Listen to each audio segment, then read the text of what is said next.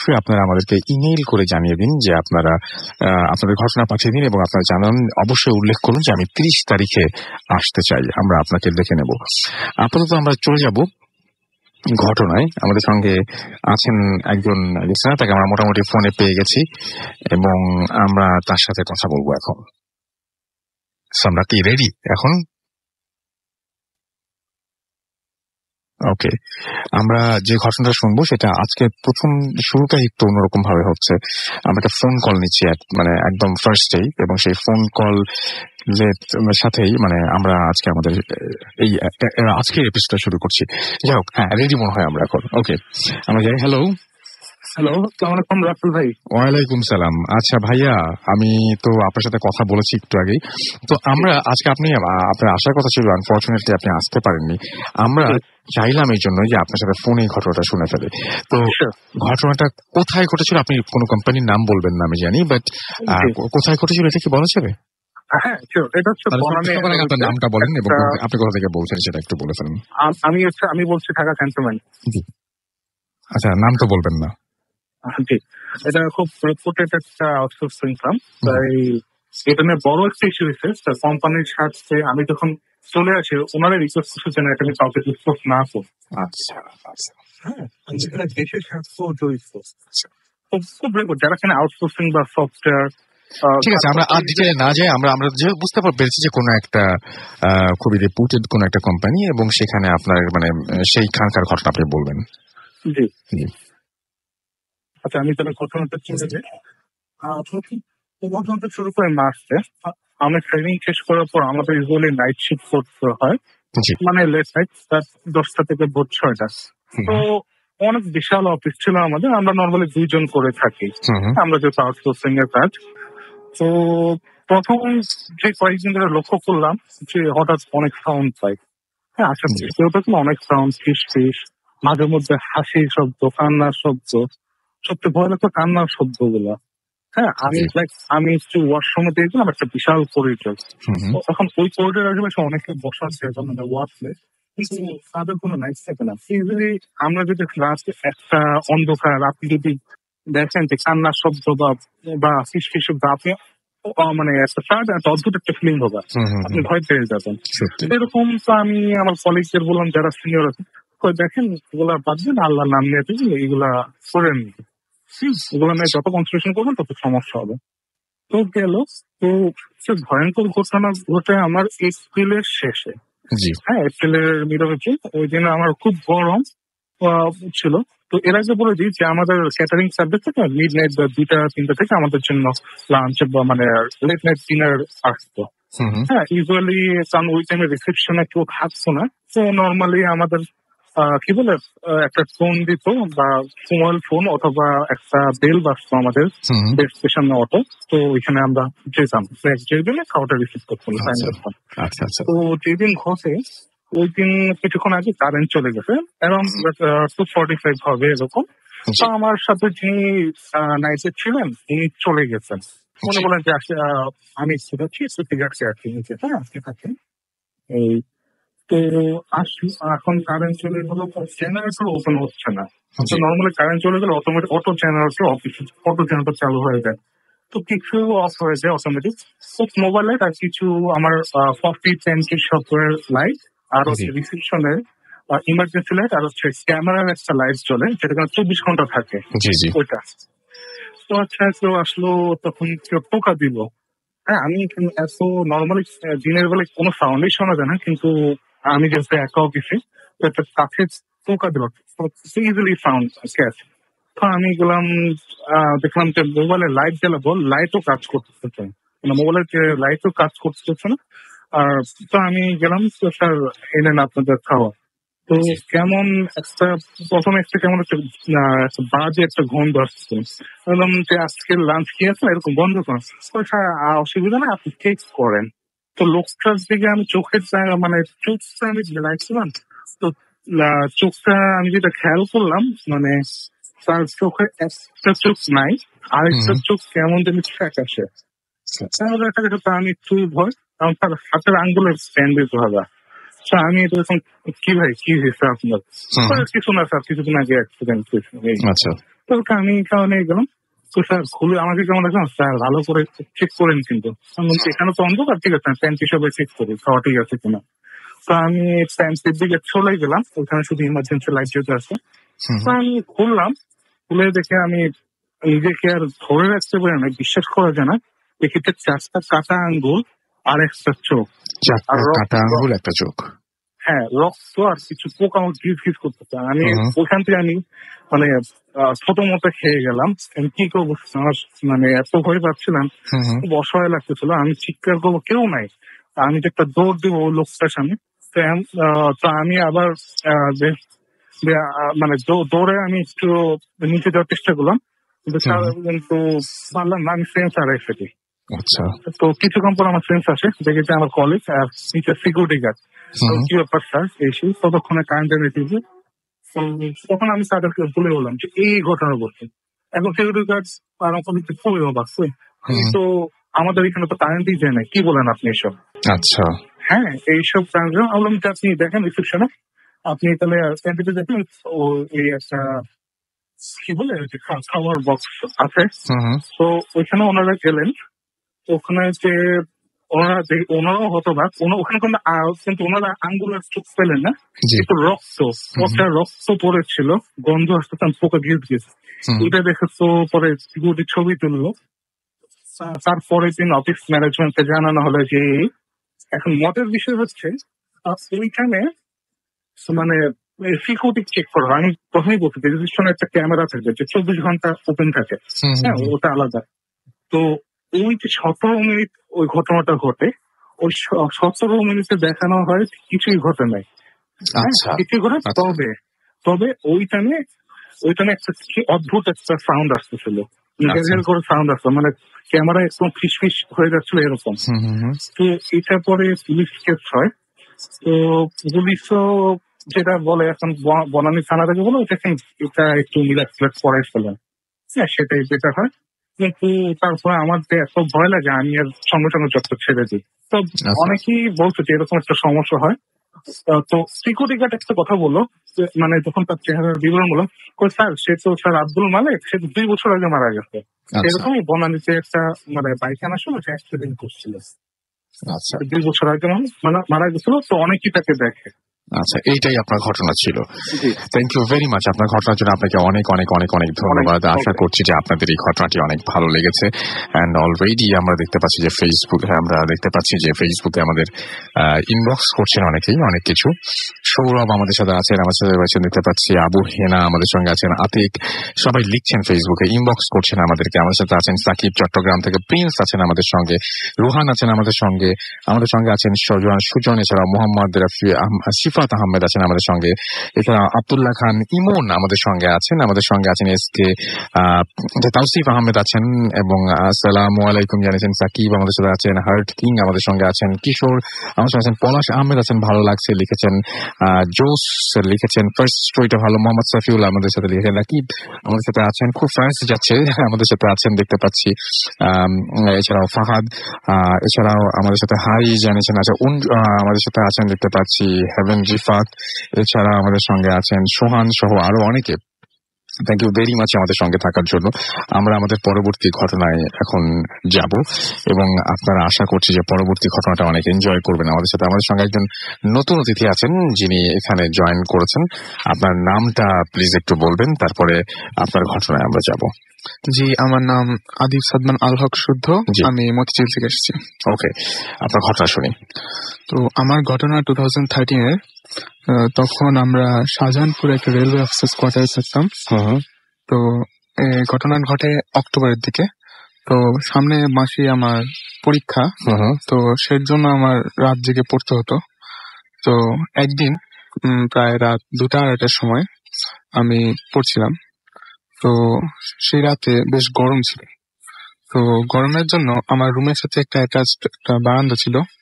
তো সেই বারান্দাটার দরজাটা খুলে আমি বিছানায় বই খাতা নিয়ে পড়ছিলাম। তো প্রথম 10-15 মিনিট নর্মালি কেটেছে। তো এরপর নোটিস করলাম যে বাতাস আসছে না, মানে আমার একটু গরম ঘামছি আমি। তো কিন্তু বাইরে তাকিয়ে দেখলাম যে বেশ বাতাস, গাছপালা নড়ছে। তো একটু অদ্ভুত লাগলো। তাই আমি একটু বাইরে যে চেক করার জন্য গেলাম। ঠিক দরজাটা পার করে বারান্দায় যেতেই দেখি অনেক বাতাস, কিন্তু ভিতরে ঢুকতেই নাই কিছু। মনে হচ্ছে কিছু একটা ব্লক করছে বাতাসটা। তো একটু আশ্চর্য হয়েছিলাম, বাট কিছু মনে করিনি। তাই আমি একটু বারান্দাতে কিছুক্ষণ হাঁটাহাঁটি করলাম। তো তখন নোটিস করলাম যে আমাদের বাসাটা ছিল নিচ তলায়, আর বাসাটার পিছনে একটা ছোট একটা ইয়ার্ড টাইপের ছিল, যেখানে যাওয়া যেত নিচতলার একটা গেট দিয়ে। সেই গেটটার তালা খোলা, সেটা সাধারণত লাগানো থাকে। তো দেখে ভাবলাম কাজের মেয়েটা মনে হয় ভুলে খুলে রেখেছে। তো তখন আমি ছোট ছিলাম, অ্যান্ড রাতটাও পূর্ণিমার রাতে টাইপ, অনেক আলো ছিল বাইরে। তো আমি কিউরিয়াসিটি নিয়ে ভাবলাম একটু বাইরে যাই, বাইরে ঝড় টাইপের বাতাস অনেক, একটু হাঁটি। তো খুলে আমি গেলাম। তখন আমার প্যারানর্মাল কিছুর কথা আমার চিন্তা ছিল না, তাই আমি নির্ভয়ে গেলাম। তো দাঁড়িয়ে আছি, তখন একটু নোটিস করলাম যে আমার যে রুমের দরজাটা, সেখান থেকে ট্রান্সপারেন্ট কালো আচ্ছা একটা জিনিস আমার মানে বাইরের দরজাটার দিকে আসছে। এটা আসতে আমার চোখ ওদিকেই ছিল। আস্তে আস্তে একসময় এটা একদম ওই গেটের সাথে একদম মিশে গেল। আচ্ছা, তো তখন আমার একটা হালকা ভয় লাগা শুরু করলো। তো একটু কাছে গিয়ে যখন চেক করলাম, দেখলাম একটু আগে যে আমার রুমের দরজার সাথে যেটা করছিল সেটা এখানে করছে। মানে বাতাসটা ভিতরে ঢুকেছে না, বাতাসটা ওইখান দিয়েই ব্লক হয়ে যাচ্ছে। তো তখন এবার আমি পুরোপুরি অনেকখানি ভয় পেয়ে যাই, যে ভাবি আজকে তার পড়াশোনা দরকার নিয়ে আমি ঘুমিয়েছি। তো ওই দরজাটা তালা দিয়ে আমি ভিতরে যাচ্ছিলাম। তো তখন আমার যে বারান্দাটা, যেখানে গ্রিল ছিল, তো গ্রিলের উপর একটু নেট টাইপের ছিল যাতে মশা না ঢুকে।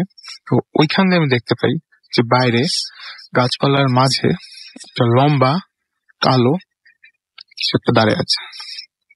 তো তো আমার যেটা সবচেয়ে অদ্ভুত আর ভয় লাগে সেটা হচ্ছে জিনিসটার একটা মাত্র চোখ, আর জিনিসটা অনেক লম্বা, নর্মাল মানুষের থেকে অনেক অনেক লম্বা, আর আমার দিকে একদম ডাইরেক্ট তাকিয়ে আছে। তো ভয়ে আমার পুরো গা ঠান্ডা হয়ে যায়, অ্যান্ড আমার এতটুকু এনার্জি ছিল না যে আমি চিৎকার দিব অথবা দৌড় দিব, এরকম কিছু চিন্তায় ছিল না। তো আমার বারান্দাতে আমার সাইকেল রাখা ছিল। তো আমি ভয়ে ওটার দিকে চোখ রেখেই এক পা করে পিছিয়ে হাঁটছিলাম। তখন হঠাৎ করে অজান্তে ওই সাইকেলের সাথে পা লেগে আমি পড়ে যাই। পড়ে ঠিক সাইকেলটার উপরেই পড়ি, এর জন্য একটু পিঠে ব্যথা পাই। তখন আমার চোখটা সরে গিয়েছিল ওখান থেকে। যখন ফেরত ওটার দিকে তাকাই, দেখি ওটা আমার গ্রিলটা ধরে ঝুলে আছে, একদম ঠিক আমার দিকে তাকিয়ে ঝুলে আছে, এবং এমন দৃষ্টিতে তাকিয়ে আছে যে মনে হচ্ছে আমি ওর খাবার আর আমাকে খাবে, একদম এরকম দিকে তাকিয়ে আছে। আর তখন একটা খুব জোরে একটা বাতাস এসে সে নেট দিয়ে লাগানো ছিল, পাতলা ছিল, সেটা একদম খুলে নিচে পড়ে যায়। তো সে আওয়াজটা হয়, সে আওয়াজে আর কন্ট্রোল রাখতে পারি না, আমি সেন্সলেস হয়েছি। পরদিন সকালে ভোরের দিকে যখন আমার জ্ঞান ফিরে, আমি ওই জায়গাতেই ছিলাম, ওই সাইকেলের উপরেই ছিলাম, আর ওই জিনিসপত্র আশেপাশে পড়ে আছে। তখন হঠাৎ আমার ওই রাতের কথা মনে পড়ে, আর বুকটা আবার কেঁপে ওঠে। তখন একটা জোরে চিল্লান দিই, আর তখন বাড়ির সবাই ছুটে আসে আর আমাকে দেখে আমি ওখানে পড়ে আছি। তো নিয়ে যখন আমাকে খাটে নিয়ে যায় আর কেমন জিজ্ঞেস করে কি হয়েছে, তখন আমি সব খুলে বলি, এবং তারপরে ওই পিঠে একটা খুব বড় একটা ক্ষত পাওয়া যায় আমার, খুব বড় একটা ক্ষত, যেটা ওই সাইকেল থেকে পাওয়ার আসলে কথা না, বাট তাও এটা ইগনোরই করা হয়, এবং বেশ কয়েকদিন ওটা হিল হতে সময় লেগেছে। আচ্ছা। তো বেশ কয়েকদিন পর যখন ওটা হিল হয়ে যায়, তখন আমাকে একটা হুজুর টাইপের একটা লোকের কাছে নিয়ে যাওয়া হয়, যে একটু দেখাতে যে কি হয়েছিল আসলে। সে এটার পুরোপুরি কোনো এক্সপ্লেনেশন দিতে পারে নাই। তো যাই হোক, ঘটনাটা এখানেই শেষ, বাট এর কিছু আফটার এফেক্টস রয়েছে যেটা এখন আমি ভোগ করি। যেটা আমি রাতের ঠিক 2-3টার দিকে আমি ঘুম থেকে উঠে যাই আর বাইরে চলে যাওয়ার চেষ্টা করি। এটা স্লিপ ওয়াকিং না, ওই টাইপেরই, কিন্তু যে আমার ফুল সেন্স রয়েছে, বাট আমার মনে হয় যে বাইরে কেউ আমাকে একজন ডাকছে, কেউ একজন দাঁড়িয়ে আছে, আমার ওখানে যেতে হবে। কিন্তু আমি এটাও বুঝি যে এটা আমার জন্য বিপজ্জনক হতে পারে, ক্ষতিকর হতে পারে, বাট কেন জানি আমার ওখানে যদিও আমি জানি, তাও আমি আমার বডি মানতে চায় না, এবং অটোমেটিক সেখানে চলে যেতে ইচ্ছা করে। এরকম বেশ কয়েকবারই হয়েছে। এর জন্য বাসায় আমার জন্য রাতে তালাই মেরে রাখা হয়। আর আরো একটা কথা যে আমি এখন রাতের বেলা বারান্দা অথবা জানালা এসবের দিকে তাকাতে পারি না। সেই রাতের কথা মনে পড়েছে। সেই ছিল আমার ঘটনা। Thank you so much. আপনার ঘটনার জন্য আপনাকে অনেক অনেক অনেক অনেক ধন্যবাদ। আমরা পরবর্তী ঘটনায় যাব এবং আমরা যে ঘটনাটা এখন এই মুহূর্তে আমার সামনে আছে আমি দেখতে পাচ্ছি, এই ঘটনাটা খুব অদ্ভুত এবং এই ঘটনাটা এই ইমেইলটি পাঠিয়েছেন আমাদের একজন লিসনার, যিনি তার নামটা বলতে নিষেধ করেছেন এবং তিনি লিখেছেন যে এই ঘটনা তিনি শেয়ার করতে চান, যেটা তিনি রিসেন্টলি ফেস করেছেন। অ্যান্ড তিনি বলছেন যে ডোন্ট সে মাই নেম, আচ্ছা আমি বলবো না। অ্যান্ড তিনি বলছেন যে এটা স্টার্ট হয়েছিল ইন 2014 এবং তিনি বলছেন যে I had an affair with a girl, তার নাম ছিল সন্ধ্যা এবং তারা অনেক কুল একটা কাপল ছিলেন। বাট একটা ব্যাপার সেটা হচ্ছে যে এইখানে শুধুমাত্র তখনই ব্যাপারটা অনেক ভালো হতো যদি তাদের দুজনের মধ্যেই সম্পর্কটা থাকতো। তারা তখন ছিল তারা মানে এই যে কাপলটা ছিল তাদের মানে এই যে সন্ধ্যা এবং যিনি আমাদেরকে ইমেইলটা লিখছেন, তারা 3rd গ্রেড থেকে একে অন্যকে চিনত এবং তারা বেস্ট ফ্রেন্ড ছিল। এরপরে একটা ব্যাপার হয় এবং আচ্ছা না, এটা সন্ধ্যার ব্যাপার তিনি বলছেন না, সন্ধ্যার সাথে তার সম্পর্ক ছিল, বাট তার একটা ফ্রেন্ড ছিল যাকে সে 3rd গ্রেড থেকে চিনত, তার খুব ভালো ফ্রেন্ড। এবং হঠাৎ করেই সে রিয়ালাইজ করতে পারলো যে সেই ফ্রেন্ডটা সে লাভস মানে যাকে যিনি লিখছেন তাকে। তো এটা জানার পরে তিনি যেটা করলেন সেটা যে খুবই মানে কি করবেন বুঝতে পারছিলেন না। একটা সম্পর্ক চলছে একজনের সাথে, সন্ধ্যা সাথে কেবল সম্পর্ক তৈরি হয়েছে, আবার এইদিকে সে অনেক ছোটবেলার ফ্রেন্ড, তাকেও অনেক পছন্দ করে। সো তিনি যেটা করলেন, তিনি দুজনের সাথেই কথা বলা শুরু করলেন। তিনি লিখছেন যে I started talking to both of them, but একটা পয়েন্ট এসে যেটা হলো, সে রিয়ালাইজ করলো যে তিনি আসলে তার বেস্ট ফ্রেন্ড কেনা যে অন্য মেয়েটি অর্থাৎ সন্ধ্যাকেই তিনি পছন্দ করেন না, বরং তার বেস্ট ফ্রেন্ডকেই পছন্দ করেন। সো তিনি সন্ধ্যাকে ছেড়ে দিলেন এবং তার সাথে সম্পর্ক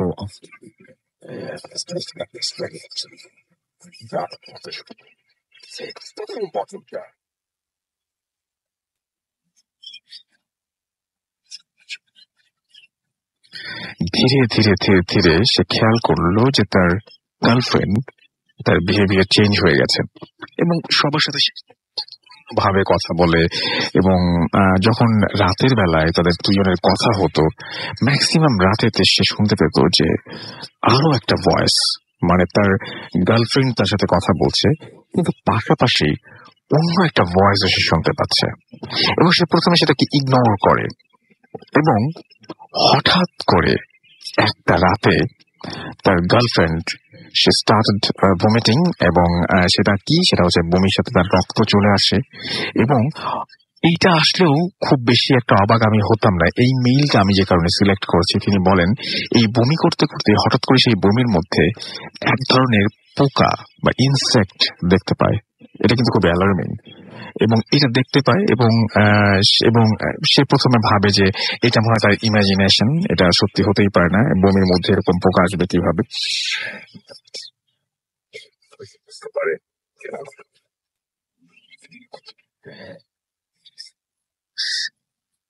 বমি করে এবং সেম জিনিস হয় এবং এটা আরো বেশি খারাপ ছিল এই দিনে।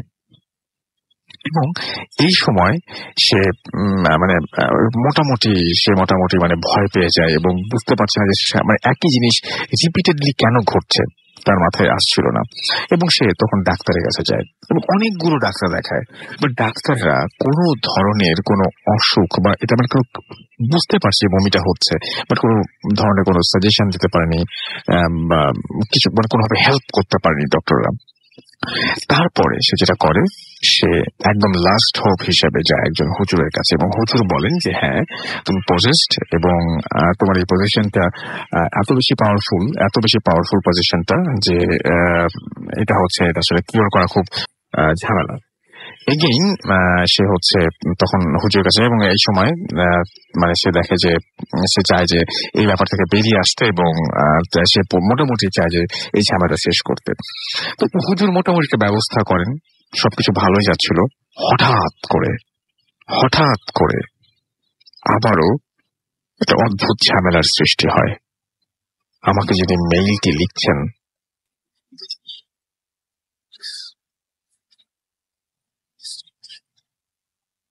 এবং তিনি যার সাথে তার সম্পর্ক, তার প্রতি ইন্টারেস্ট হারিয়ে ফেলেন এবং তিনি চান তার এক্স গার্লফ্রেন্ডের কাছে আবারও ফিরে যেতে, এবং তিনি জানতেন না যে কেন এরকম হচ্ছে, এবং তিনি মন্ত্রমুগ্ধের মতন যা করছিলেন তা করতে থাকেন।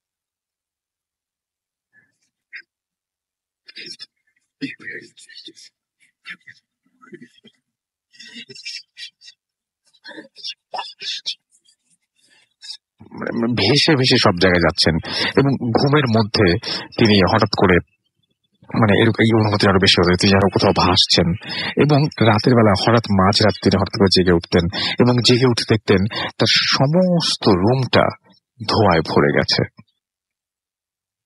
তিনি বুঝতে পারলেন যে তিনিও পজেসড, এবং তিনি রিয়েলাইজ করলেন তখন যখন তার দাদু তাকে প্রথম, যিনি হচ্ছে একজন হাজি, তিনি প্রথম তাকে বললেন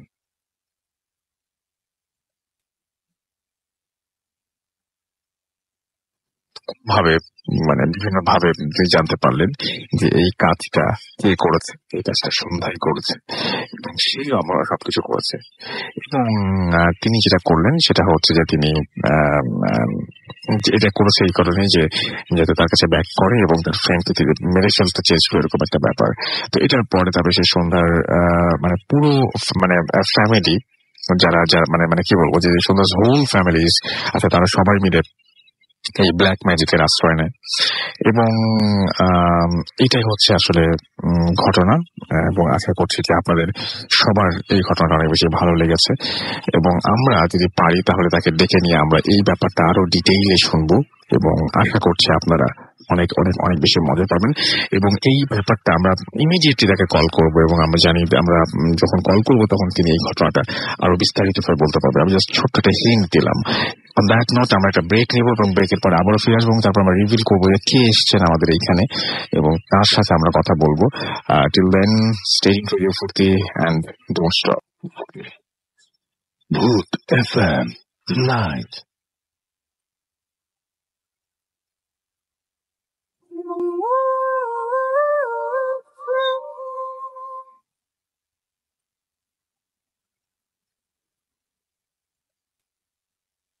শুনছেন সবসময় রেডিও ফুর্তি 8.0 FM। আমি রাসেল আছি, সাথে আমার সাথে রয়েছে মাসুম এবং আজকের অতিথিরা, এবং আপনাদের সবাইকে আরো একবার স্বাগত জানাচ্ছি ভূত এফএমে। এবং আমি যেটা বলছিলাম যে আমি শুরুই করেছিলাম যে আমাদের এখানে একজন স্পেশাল একজন মানুষ রয়েছেন আমাদের আজকের এই এপিসোডটিতে, এবং তার কাছে আমরা যাবো। আপনাদের অনেকগুলো আমি দেখতে পাচ্ছি যে মেসেজ আসছে, কিন্তু আমরা এটা পড়তে পারছি না, কারণ হচ্ছে এত কিছুক্ষণের মতো আমরা পড়ে ফেলবো সেটা। আচ্ছা, এখন পারবো। ওকে, সো আমি দেখতে পাচ্ছি যে অনেকেই আমাদের লিখছেন এই মুহূর্তে। আমি দেখতে পাচ্ছি যে সাইমুল উৎস, তিনি লিখেছেন হ্যালো ভাইয়া, আই লাভ ভূত এফএম। আমাদের দেখতে পাচ্ছি এছাড়াও সুহান আমাদের লিখেছেন যে আমি আছি ভাই। সাদমান আহমেদ গুঞ্জন আমাদের সঙ্গে আছেন, তিনিও আছেন আমাদের সঙ্গে। এছাড়া আমাদের সঙ্গে আছেন এমডি নাইমুল ইসলাম আশা, এছাড়াও এমডি ইব্রাহিম খলিল আমাদের সঙ্গে আছেন, বাপ্পি বর্মন আমাদের সঙ্গে আছেন, আমাদের সঙ্গে আছেন ইমরান হোসেন, এছাড়া আমাদের সাথে আছেন সাকিব আহমেদ রাজ, এছাড়াও স্বপন মোল্লা আমাদের সঙ্গে আছেন, আমাদের সঙ্গে রয়েছেন মোহাম্মদ মিশু, এছাড়াও আমাদের সঙ্গে আছেন এমডি আতিক শাহরিয়ার আকাশ, ইনোসেন্ট বয় রিয়াজ আমাদের সঙ্গে আছেন নোয়াখালী থেকে, এছাড়া আমাদের সঙ্গে আছেন শামীম আশরাফ, এবং তিনি বলছেন যে ভূত এফএম তার কমেন্ট পড়া হয় না, আজকে তো পড়ে ফেললাম। ইমতিয়াজ আহমেদ বলছেন যে আজকে ভূত এফএম খুব জমজমাট হবে, অফকোর্স আজকে হবে আশা করছি। অ্যান্ড আমাদের সাথে দেখতে পাচ্ছি শাহাদাত খান আছেন, আমাদের সাথে আছেন দেখতে পাচ্ছি, এছাড়াও আমাদের সঙ্গে আছেন সাজ্জাদ ইসলাম সহ আরো অনেকে। তো আমরা আর আপনাদেরকে ধোঁয়াশায় রাখতে চাই না, আমরা সরাসরি চলে যাবো আমাদের অতিথির কাছে। আমরা চলে যাচ্ছি আমাদের অতিথির কাছে, এবং তার সাথে আপনাদের পরিচয় করে দিচ্ছি। সবাই পরিচিত, তারপরেও আরো একবার যাচ্ছেন। Well, very very good evening listeners, আমি কৌশিক, আর আজকে একটা ঘটনা শোনাতে আসছি। এই ঘটনাটা কোনো অতীতে ঘটে যাওয়া ঘটনা না, এই ঘটনাটা কোনো ভিন দেশে ঘটে যাওয়া ঘটনা না, এই ঘটনাটা এখনো চলছে। ইটস লাইক রেকারিং যাকে বলে। হয়তো আমি এখন এখানে আছি, হয়তো কিছু একটা হচ্ছে, আমি নিজেও জানি না। এই ঘটনাটা হচ্ছে গিয়ে ওই বাসার যেখান থেকে আমি এই মুহূর্তে এই শোতে এসেছি এবং এই শো শেষ করে ওখানেই যাব আর কি। এটা সেই বাসার ঘটনা। এবং আরেকটা কথা বলে দিই যে এটা কোনো স্পেসিফিক যাকে বলে আমরা যাকে বলতে পারি আর কি কোনো ওরকম ইয়েলো এরিয়ার ঘটনা না যেখানে প্রচুর হন্টিং এর গল্প এসেছে। এটা কোনো গ্রামের কোনো রিমোট এরিয়ারও কোনো গল্প না। এটা ঢাকা শহরের উত্তর বনানীর ঘটনা এবং খুবই ব্যস্ত একটা জায়গা।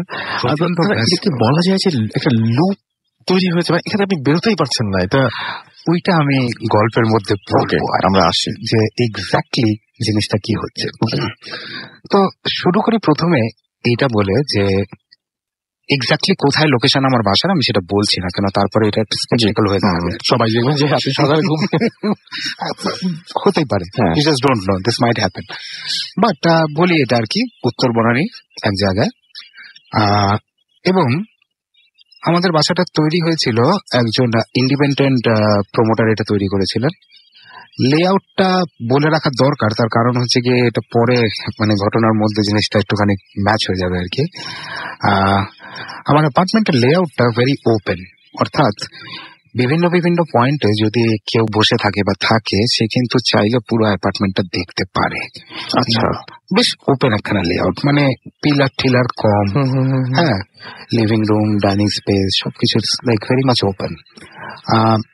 5 তলা বাড়ি আমাদের এবং 18টা অ্যাপার্টমেন্ট আছে, ওপরে 2টা হচ্ছে গিয়ে জয়েন্ট ইউনিট। আচ্ছা। এবং অ্যাট দিস মোমেন্ট আমরা আছি হচ্ছে গিয়ে 4+3+2=9, আমরা 13 জন ফ্যামিলি আছি ওখানে। আর আনলাইক অন্য অ্যাপার্টমেন্টসে যেখানে মানুষজনকে বেসিক্যালি চেনে না, জানে না, হাই আর হ্যালো পর্যন্ত লিফটে দেখা, আমরা কিন্তু ওরকম না। আমরা কিন্তু একে অপরকে খোঁজ খবর নেন, যথেষ্ট খোঁজ খবর নিই এবং সময় অসময় সুখে দুঃখে আমরা কিন্তু আসি আর কি। আচ্ছা, হ্যাঁ, মানে আমরা একে অপরকে চিনি। হ্যাঁ, সো পিকনিক যাই না একসাথে, এটাই আর কি। তো এখন আমি এই বাসাতে 2007 থেকে আছি, অলমোস্ট 10 years হয়ে গেল। এন্ড ফ্র্যাঙ্কলি স্পিকিং 2013 পর্যন্ত it was just fine, everything was fine, সব কিছু ঠিকঠাক ছিল। 2013-তে 2টা ঘটনা ঘটলো।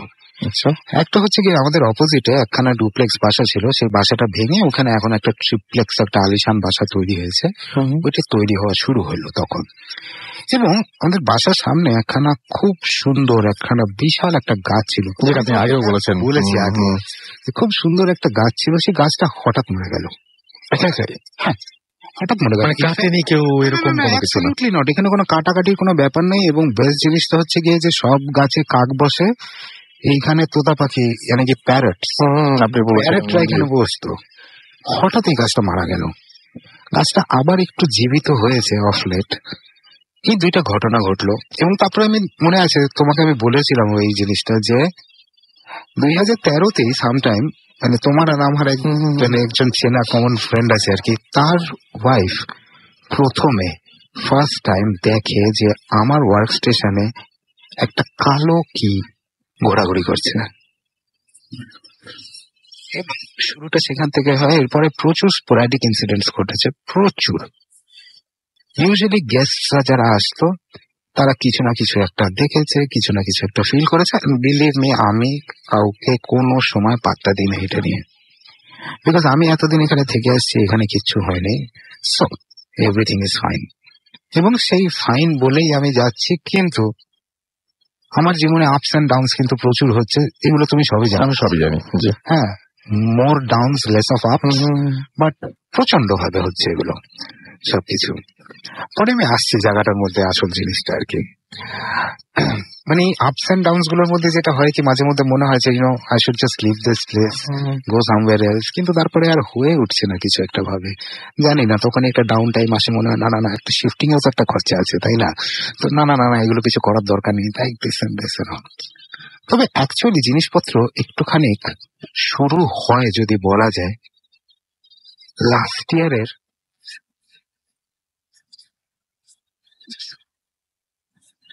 জিনিসগুলো সব শুরু হয়। আমার বেডরুমে একটা পেন্টিং আছে, আর মাইন্ড ইউ লিসনার্স, এই পেন্টিংটা কিন্তু কোনো মানুষের পেন্টিং না, এটা কোনো সিনারি, এটা কিছু কোনো অ্যানিমাল কিছুই না। এটা আমি একদম মানে বলি, আমার এক আর্ট ডিরেক্টর ছিলেন, ও বেসিক্যালি একটা অ্যালগোরিদম তৈরি করেছিল, একটা অঙ্ক। সেই অঙ্কর থেকে বিভিন্ন অ্যাবস্ট্রাক্ট শেপ, জিওমেট্রিক শেপ, অনেক কিছু হয়ে মানে প্রত্যেকবার he use to put in some numbers, আর এখানে কিছু একটা পেন্টিং একটা বেরোয় আসতো।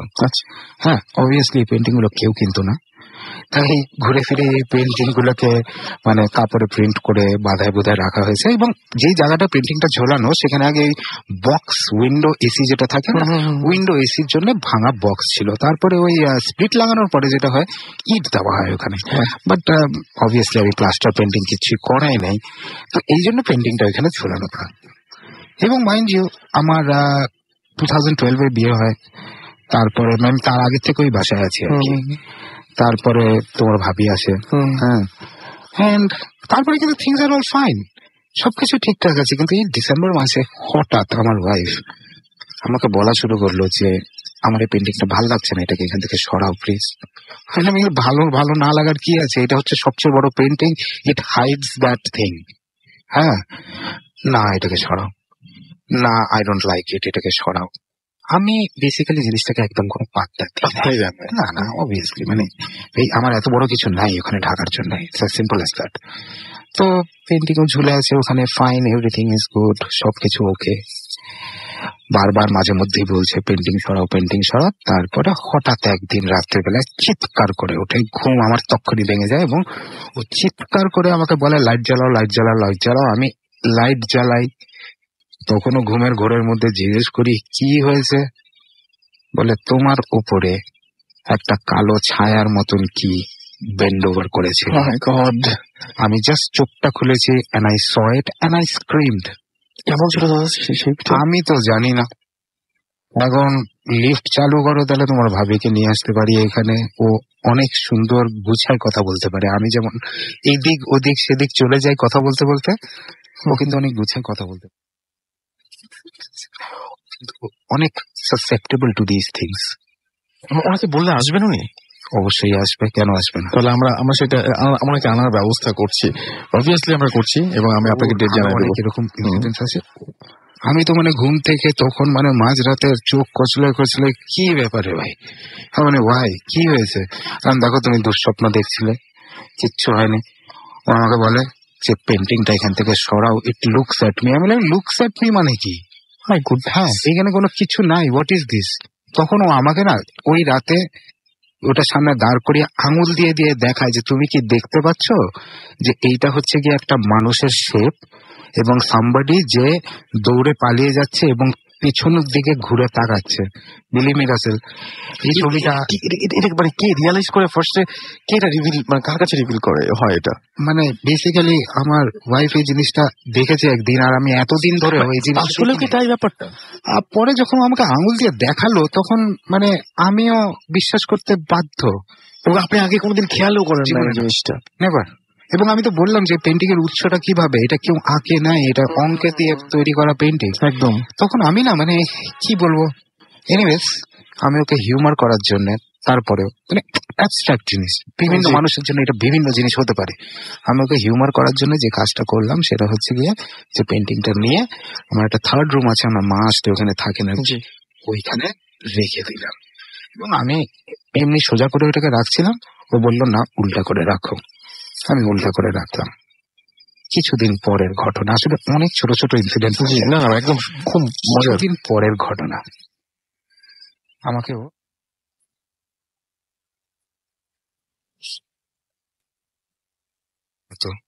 আমি তো ওখানে যাই নাই, বলে পেন্টিংটা উল্টা মানে সোজা হয়ে গেছে আর কি, আমি উল্টা করে রাখছিলাম সেটা সোজা হয়ে গেছে। বললাম না, নট এট অল, বলে I am not going into this room until you come home. আমি সেদিন একটু আগে আগে অফিস থেকে চলে আসলাম, এসে পেন্টিংটাকে রাসেল, আমি পেন্টিংটাকে আবার যখন উল্টা করব, আমি দেয়ালে দেখি একটা হাতের ছাপ, এবং অদ্ভুত একটা হাতের ছাপ। এই ছবিটা তোলা আছে, আমি আজকে আনতে পারি না বিকজ এই আইফোনের কোন ব্যাকআপের মধ্যে এটা পড়ে গেছে আমি জানি না। আজকে আমি এত রাত পর্যন্ত আছি বিকজ অফ দ্য ফ্যাক্ট যে তোমার ভাবি বাপের বাড়িতে আছে। I know she safe. হ্যাঁ, না হলে আমি তো রাতের বেলা একা ছাড়ি না বাসায়, একদম না। তো আমি যেটা দেখলাম রাসেল, বুঝছো, তিনটা আঙুল, একটা থাম্ব, ঠিক আমি যেভাবে তোমাকে আমি দেখতে পাচ্ছি, এবং একটা আঙুল ভাঁজ করা। হ্যাঁ, এবং এই মাঝখানে যে ইন্ডেক্স ফিঙ্গারটা আছে এটা বেশ লম্বা এবং একটা প্রপার ছাপ।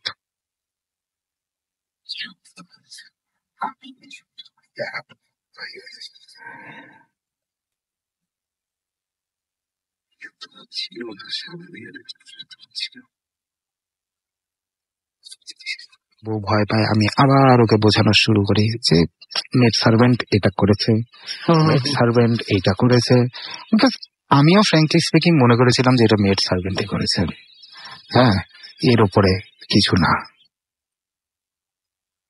তারপরে এটাকে আমি জানি না কাকতালীয় বলবো না কি, কয়েকদিন পরে আমি সকালবেলা ঘুম থেকে উঠি, আমার পা জ্বালা করতেছে রীতিমতো পায়ে, এবং এখানে পাওয়া যায় 3টা কাটের দাগ আমার পায়ের উপরে, মুখেরই দাগ।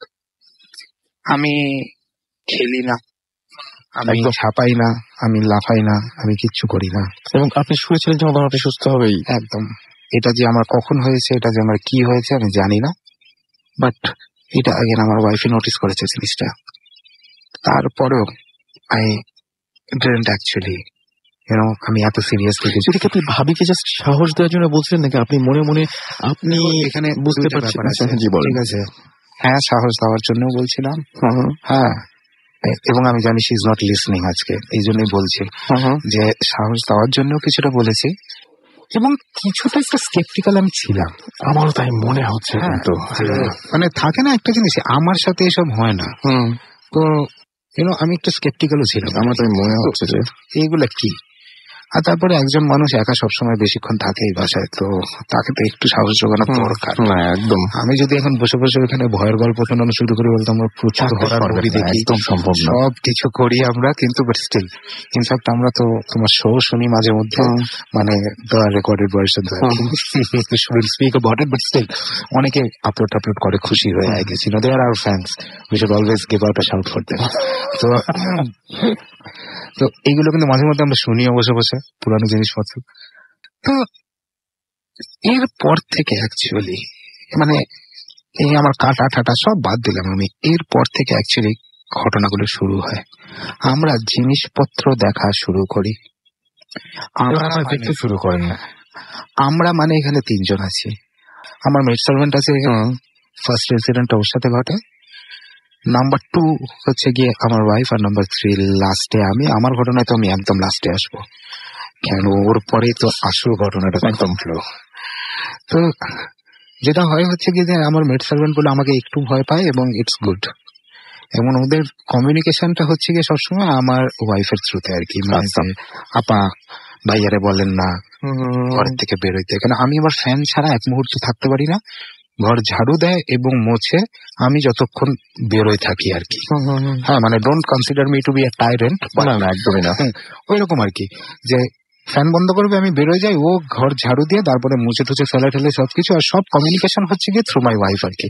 আপা ভাইয়ারে বলেন না একটু বেরোয় আসতে। হ্যাঁ, আর ইউজুয়ালি তো আমি থাকি না যে সময় ওরা আসে, সো ওই দ্য ভেরি ফিউ ডেজ আর কি। তো এরকম একটা, এবং উইকডে গোটা 5টা 5:30টার দিকে মনে হয়, আর মেড সার্ভেন্ট এসে আমার বউকে বলে যে আপা ভাইয়ারে বলেন না একটু বাইরে আসতে।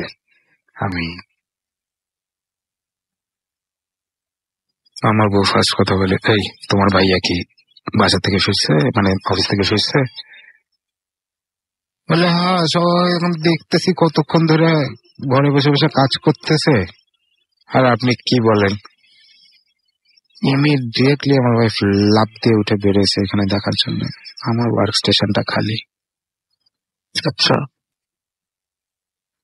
ঘটনাটা হচ্ছে এরকম যে মেড সার্ভেন্ট যখন থেকে এসছে যে অ্যাপার্টমেন্টে কাজ করতে, তখন থেকে সে আমাকে দেখেছে যে আমি কাজ করতেছি আমার ওয়ার্ক স্টেশনে। আমি ওই যে বলেছি না যে বিভিন্ন পয়েন্টের থেকে কিন্তু পুরা বাসা দেখা যায়, তো সে কিন্তু দেখে যাচ্ছে যে আমি বসে কাজ করছি। আনাদার এক্সাম্পল, যে যেটা বললাম আর কি, যে আমরা জিনিস দেখছি, এই জিনিসগুলো কিন্তু কোনো সাদা জব্বা পরা মানুষ না, কোনো সাদা শাড়ি পরা কেউ না, জায়গা থেকে ভয় পাওয়া যেতে পারে, ইমিডিয়েটলি পাওয়া যেতে পারে সেরকম কেউ না। আমরা আমাদের পরিচিত মানুষজনদেরকে দেখছি এবং কনফিউজ করছে কিন্তু আপনাকে, ভীষণ ভাবে কনফিউজড হচ্ছি আমরা।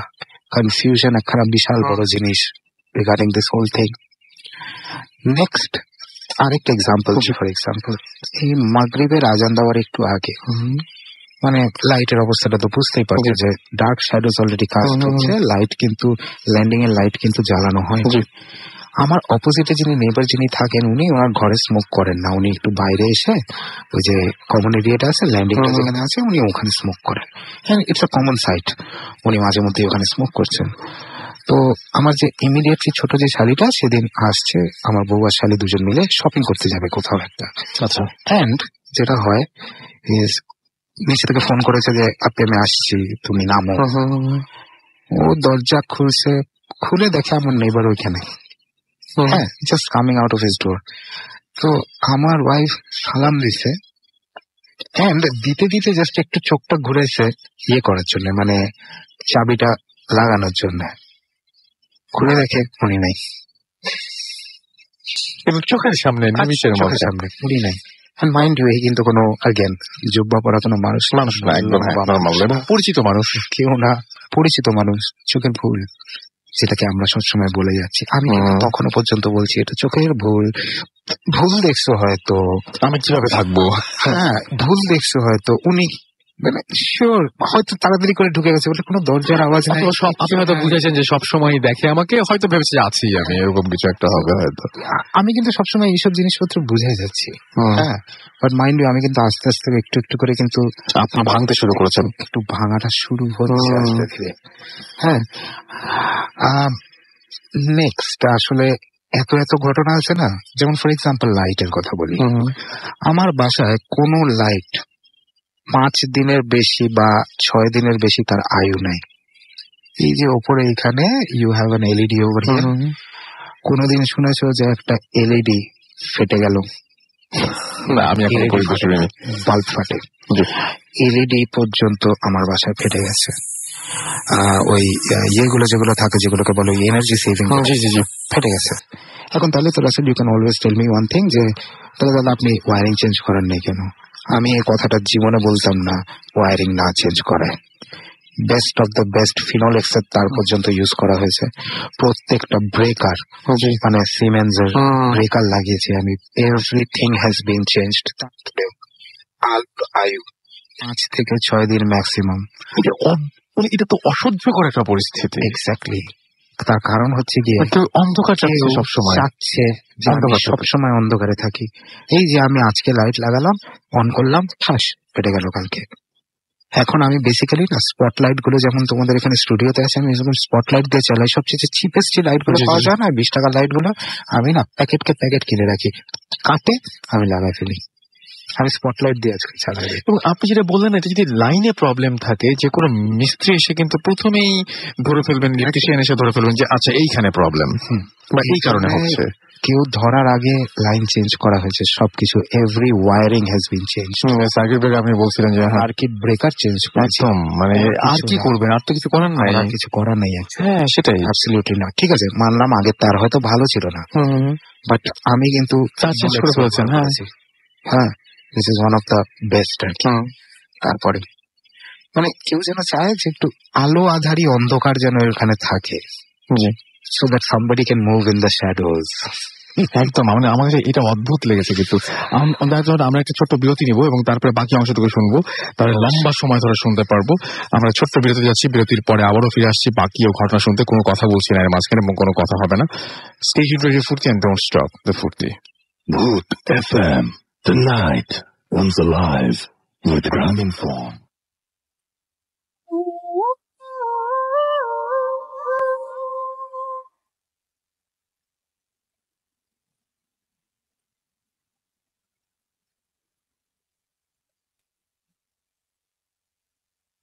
ঘড়িতে সময় রাত 12:53।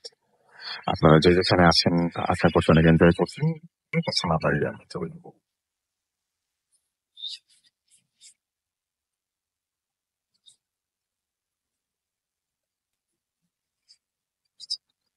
লাইট কাটতে কাটতে, লাইট লাগাতে লাগাতে আমি মোটামুটি ফুতুর হয়ে গেছি। আর এখন যেটা বললাম আর কি, স্পটলাইট একদম চিপ লাইট নিয়ে আমি ঘুরি। লাইট কাটবে, আমি লাইট লাগাই, কিছু করার নেই। তারপর নেক্সট শুরু হলো টিভি। কথা নেই বার্তা নেই, টিভি অন হয়ে যায় একা একা। ঠিক আছে, আমি সেটাও মানতে রাজি ছিলাম যে যতই হোক এটা ইনফ্রারেড, তো রিমোট ইজ ইনফ্রারেড, হতে পারে রিমোটের উপরে কিছু একটা পড়েছে।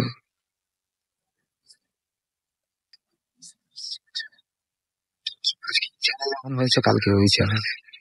একদিন আবার এরকম হঠাৎ আমার ওয়াইফ বাসায় ফিরলো, ও 4টার সময় ওর অফিস শেষ হয়, ও বাসায় ফিরলো, লাউড টিভি চলতেছে বাসার মধ্যে।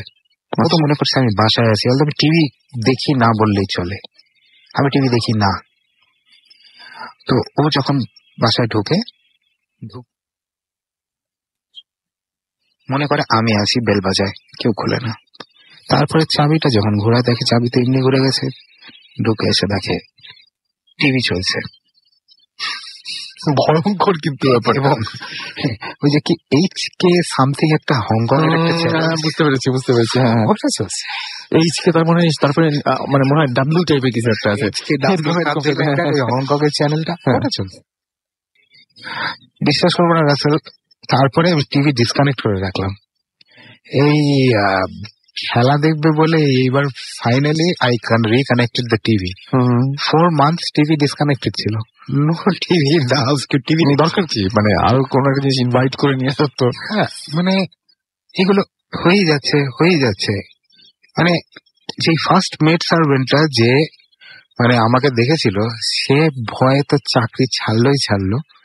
এখন যে সেকেন্ড যে মেড সার্ভেন্ট আছে, তার কমপ্লেন হচ্ছে যে যেই কিচেনের সাথে যে ওয়াশরুমটা আছে, যেটাতে বেসিক্যালি ও কাপড় কাছে, কে নাকি এসে ওটার লাইটটা বন্ধ করে আবার জ্বালায় দেয়, আবার বন্ধ করে আবার জ্বালায় দেয়। এবং ভালো করে সবাই জানে যে ওই মুহূর্তে এই বাসায় ও আর আমার ওয়াইফ ছাড়া কেউ নাই। আপনি বলছিলেন যে আপনার মতনই, আপনি কি বলবেন যে আপনার বাসায় আমি আসছি। তো এইবার আমার সাথে কি হয়, এইটা হচ্ছে গিয়ে জিনিসটা। এটা আবার হচ্ছে গিয়ে 2-3 মাস আগের ঘটনা। ইনফ্যাক্ট মনে হয় এপ্রিলের দিকে, যে হঠাৎ একটা পানির প্রবলেম তো মাঝে মধ্যেই হয় আর কি, পাইপ ফেটে যায়। ইনফ্যাক্ট একবার তো যেটা হলো হচ্ছে কি, তোমার যে চাবি লাগানো, যে তোমার সিস্টেমের সাথে যে লাগানো যে কলটা থাকে আর কি, ওইটা একবার ফেটে বেড়ে গেছিল এবং আমরা বাড়ি এসে দেখি যে ফ্লাডেড। তো সেরকম ওখান থেকে হঠাৎ একটা লিক আসে এবং একদিনের মধ্যে সেই লিকটা ভয়াবহ অবস্থায় পৌঁছে যায়। আমি ইমিডিয়েটলি প্লাম্বারকে ডাকি, বৃহস্পতিবার ছিল, আমি প্লাম্বারকে ডাকি। প্লাম্বার বলে আমি শুক্রবার দিন জুম্মার পরে আসতেছি, হ্যাঁ চিন্তা করেন না, এসে সবকিছু করে দেবো। তো বাসার আরেকটা প্রবলেম বা সমস্যা বলতে পারো আছে, সেটা হচ্ছে কি যে প্রত্যেক অ্যাপার্টমেন্টের এই পানি বন্ধ করার চাবিটা স্টপ যেটাকে বলে সেটা নাই। তো একটা উপরে আছে এবং সেইটা বন্ধ করতে গেলে যেটা হয় সেটা সবার বন্ধ হয়ে যায়, সবারটা বন্ধ করতে, তাই জন্য আগাম বলে আসতে হয়। তো আমি এই জন্য প্লাম্বারকে বললাম যে দেখো, তুমি পারলে একটু পানির মধ্যেই কাজ করো, হ্যাঁ আবার বন্ধ করতে যাবা, আবার 4টা মানুষের 4টা জিনিস, অনেক ঝামেলা, তুমি পারলে কাজ করো। তো আমি আমার ওয়ার্ক স্টেশনে বসে আছি এবং যে কথাটা বলেছিলাম যে আমার এই জায়গাটার থেকে সবকিছু দেখা যায়, হ্যাঁ আমার বাসায় কি হচ্ছে কি না আমি কিন্তু সব দেখতে পারি। আমি এখন ওইভাবেই সিটিং পজিশনটা করেছি, যাতে I see what's happening in my house, I see what shadow moves around where, যাতে আমি দেখতে পাই। এবং ওকে আমি বললাম যে তুমি কাজ করো বলে আমি আবার আমার ওয়ার্ক স্টেশনে চলে গেছি। পুরানো লোক তো, এর পিছনে দাঁড়া থাকার কোনো দরকার নেই। আমি আবার কাজ করছি, ব্রাউজ করছি, কি না কিছু একটা করছি আমি। তো ও কিছুক্ষণ পরে আসে, এসে আমাকে বলে যে স্যার এই উপরের কল বন্ধ করতেই হবে স্যার। করতে হবে, তাহলে একটা কাজ করো, যাও গিয়ে বন্ধ করে আসো, ম্যানেজারে বলে আসো, হ্যাঁ, আর কাজ করতে চলে আসো, দরজাটা খোলাই রাখো, মেন দরজাটা। আমি বললাম যে মেন দরজাটা খোলাই রাখো, আমি আবার যেতে পারবো না তোমার জন্য খুলতে, মেন দরজাটা খোলা রাখো, আসো। ঠিক আছে, গুড। আমি কাজ করছি অ্যাজ ইউজুয়াল, অ্যান্ড স্পষ্ট দেখলাম খুব তাড়াতাড়ি 2-3 মিনিটের মধ্যে দরজা খোলার আওয়াজটা পেলাম, এবং আমি স্পষ্ট দেখলাম প্লাম্বারকে, এমদাদকে স্পষ্ট দেখলাম হেঁটে ঢুকে পড়তে আমার ওই থার্ড বাথরুমে, বাথরুমটা নিজের চোখে দেখলেন আপনি? একদম প্রপারলি ঢুকে পড়লো। এই সময় আবার যেটা হয়, বাসা কাজ করলে যেটা হয় না, কিছুক্ষণ পর পর গিয়ে একটুখানি দাঁড়াতে হয়, আমি আবার ইমিডিয়েটলি উঠে গেলাম দেখার জন্য, বা ওকে জিজ্ঞেস করার জন্য যে তুমি ম্যানেজারকে বলেছো টুলেছো নাকি। আমি গেলাম ওখানে, গিয়ে দাঁড়ায় দেখি যে বাথরুমে এমদাদ নেই। আমি মনে করলাম হয়তো আমার পাশের রুমটাতে, মানে যেটা আমার মায়ের রুম আর কি, আমার পাশের রুমটাতে হয়তো, যেখানে পেন্টিংটা আছে এখনো ভাই দেবে, হয়তো পাশের রুমে আছে। হ্যাঁ, আমি পাশের রুমটাও এক নজর দেখলাম এমদাদ ওইখানেও নেই। ঠিক ওই সময় রাসেল আমার পেছনে মেন গেটটা খুললো, এমদাদ ছিলই না আসলে। আসলে আমি তোমাকে বলেছি যে দিনাজপুর থেকে ফিরে আসার সময় আমি অ্যাকচুয়ালি ভূত দেখছিলাম ওর কাছে। বিলিভ মি, আমার তখন না কোনো এরকম ফিলিংই হয়নি। এই for the first time in my life না, চিল ওয়েন্ট আপ মাই স্পাইন। ঠিক এই জায়গাটা না আমার জাস্ট ঠান্ডা হয়ে গেল। আমি যখন রিয়েলাইজ করলাম যে আমার পেছনে রাইট নাও এক্ষুনি ইমদাদ ঢুকলো, এন্ড প্রথমবার এই বাসায় যাই আছে না কেন তারা আমাকে একটা সাইন দিল। সেকেন্ড আরেকবারও আরেকটা ঘটনা ঘটেছে, এটাও তার 5-6 দিনের মধ্যে মাথায়। ওই সেম জিনিস আমার বউ এসে আমাকে বলল যে তুমি একটু বেরো, ও এখন ঝাড় দেবে, মুছবে। আমি লিভিং রুমে এসে বসলাম, টিভি কিন্তু তখনও ডিসকানেক্টেড বাই দ্য ওয়ে। আমি লিভিং রুমে এসে কিছুক্ষণ বসলাম, তারপরে একটুখানি পানি পিপাসা লাগলো, তো আমি কিচেনের ফ্রিজে গেলাম পানি খাবো।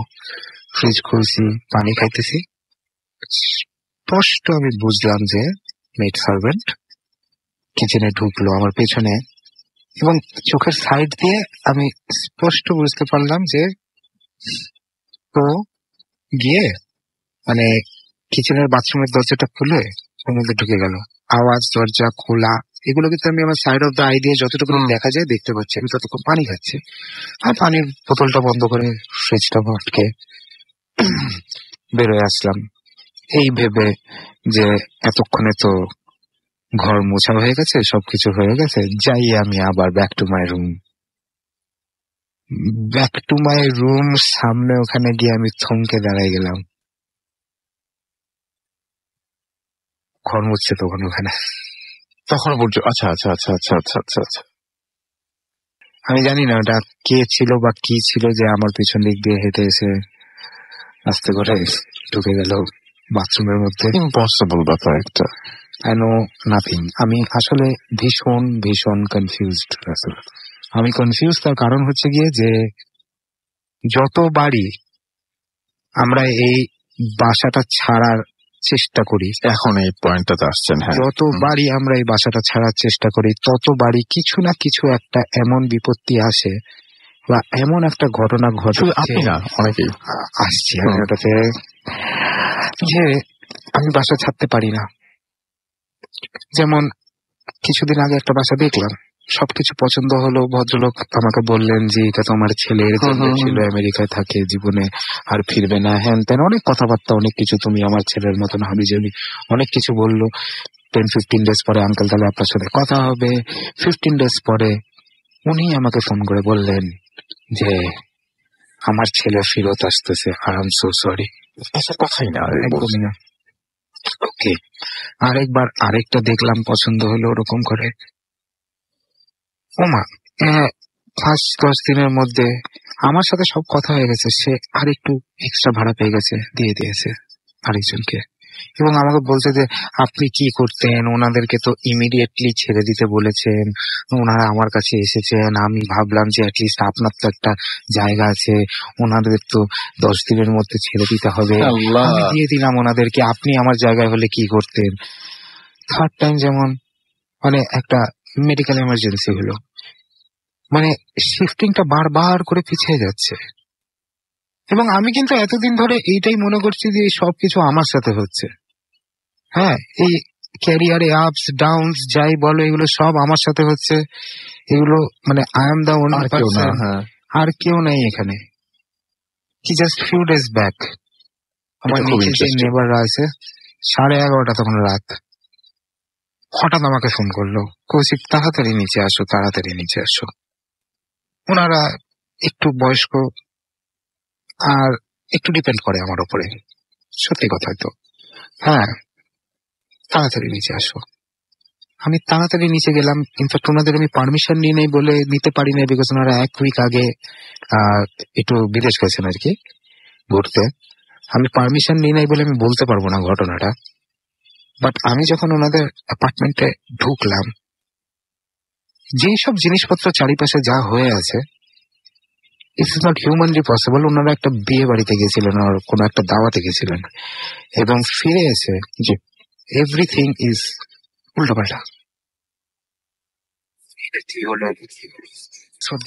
তখন হ্যাঁ, আমি পারমিশন নিয়ে নেই বলে আমি বলতে পারছি না এই জিনিসটা, কারণ আমি without permission I won't tell you. হবে না হয়তো। হ্যাঁ,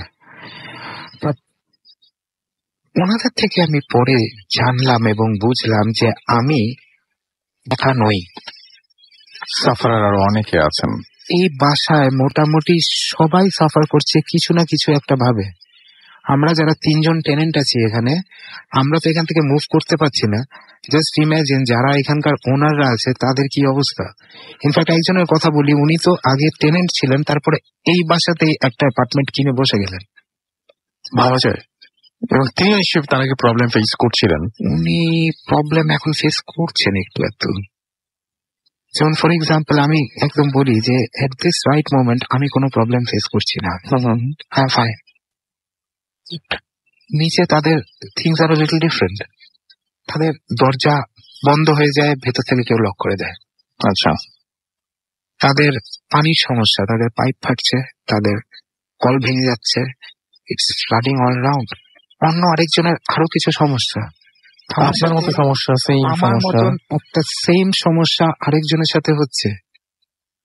মানে এক্স্যাক্টলি আমি যে যে এক্সপিরিয়েন্স করেছেন, মানে ঘুরে গেছি, যা যা এক্সপিরিয়েন্স আমি করেছি, ওর এখন সেই জিনিসগুলো হচ্ছে। আমি না তখন জিনিসটা বুঝতে পারলাম এবং আমি খুব কনফিউজড যে আজীবন শুনে এসছি একটা জিনিস, যে কেউ যদি তোমাকে কোনো একটা জায়গায় থাকতে না দিতে চায়, তাহলে they make sure that you leave.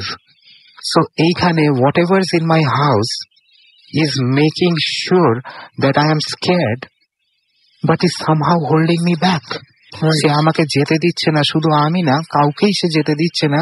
R believe me Rasel, যারা যারা এই বাসা থেকে বেরিয়েছে, তারা সংসার ভেঙে, দুনিয়া ভেঙে এই বাসা থেকে বেরিয়েছে, মানে চাপা ভাবে। বাট আমার কনফিউশনটা হচ্ছে গিয়ে এই জায়গাটাতে, যে if you don't want me to stay here, then let me go. Why scaring me and then somehow not letting me go? তুমি আমাকে ভয় দেখাচ্ছ মাঝে মধ্যেই, তুমি মাঝে মধ্যে উল্টোপাল্টা জিনিসপত্র করছো, তারপরে তুমি আমাকে যেতে দিচ্ছ না। আমি না এই জিনিসটাতে, বিলিভ মি রাসেল, আমি ভীষণ ভীষণ ভীষণ ভাবে কনফিউজড।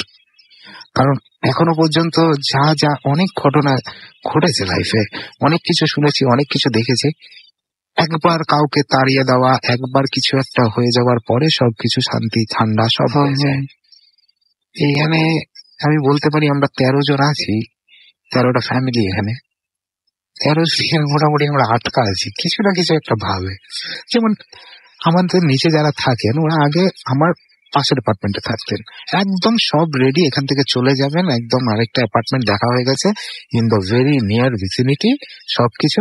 হঠাৎ আমাদের নিচে একটা এতদিনের খালি পড়া অ্যাপার্টমেন্ট হঠাৎ it went out for too late. আজব। এবং 10,000 টাকা লেস ওই এরিয়াতে ওনারা 1 লাখ দিয়ে নিচে তলা চলে গেলেন। কেন যাবেন না? স্বাভাবিক কেন যাবেন না?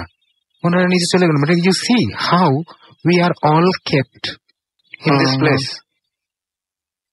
ওনাদের ব্যাপারটা ডিফারেন্ট। ওনারা ফিল করে যে কেউ দৌড়ে চলে যাচ্ছে এখান থেকে এখানে। হ্যাঁ, শ্যাডোজ মুভ করছে। আরেকজন এই জিনিসটা দেখেছে, শ্যাডোজ মুভিং হিয়ার দেয়ার। কেউ কথা বলতে কেন চায় না জানো তো? যে কথা বলা মানেই হচ্ছে গিয়ে আমি নিজেকে প্রুভ করছি যে আমি সুপারস্টিশিয়াস। একদম। হ্যাঁ, আমি অন্ধবিশ্বাসী, আমার মধ্যে কোনো সায়েন্টিফিক বেন্ট নেই।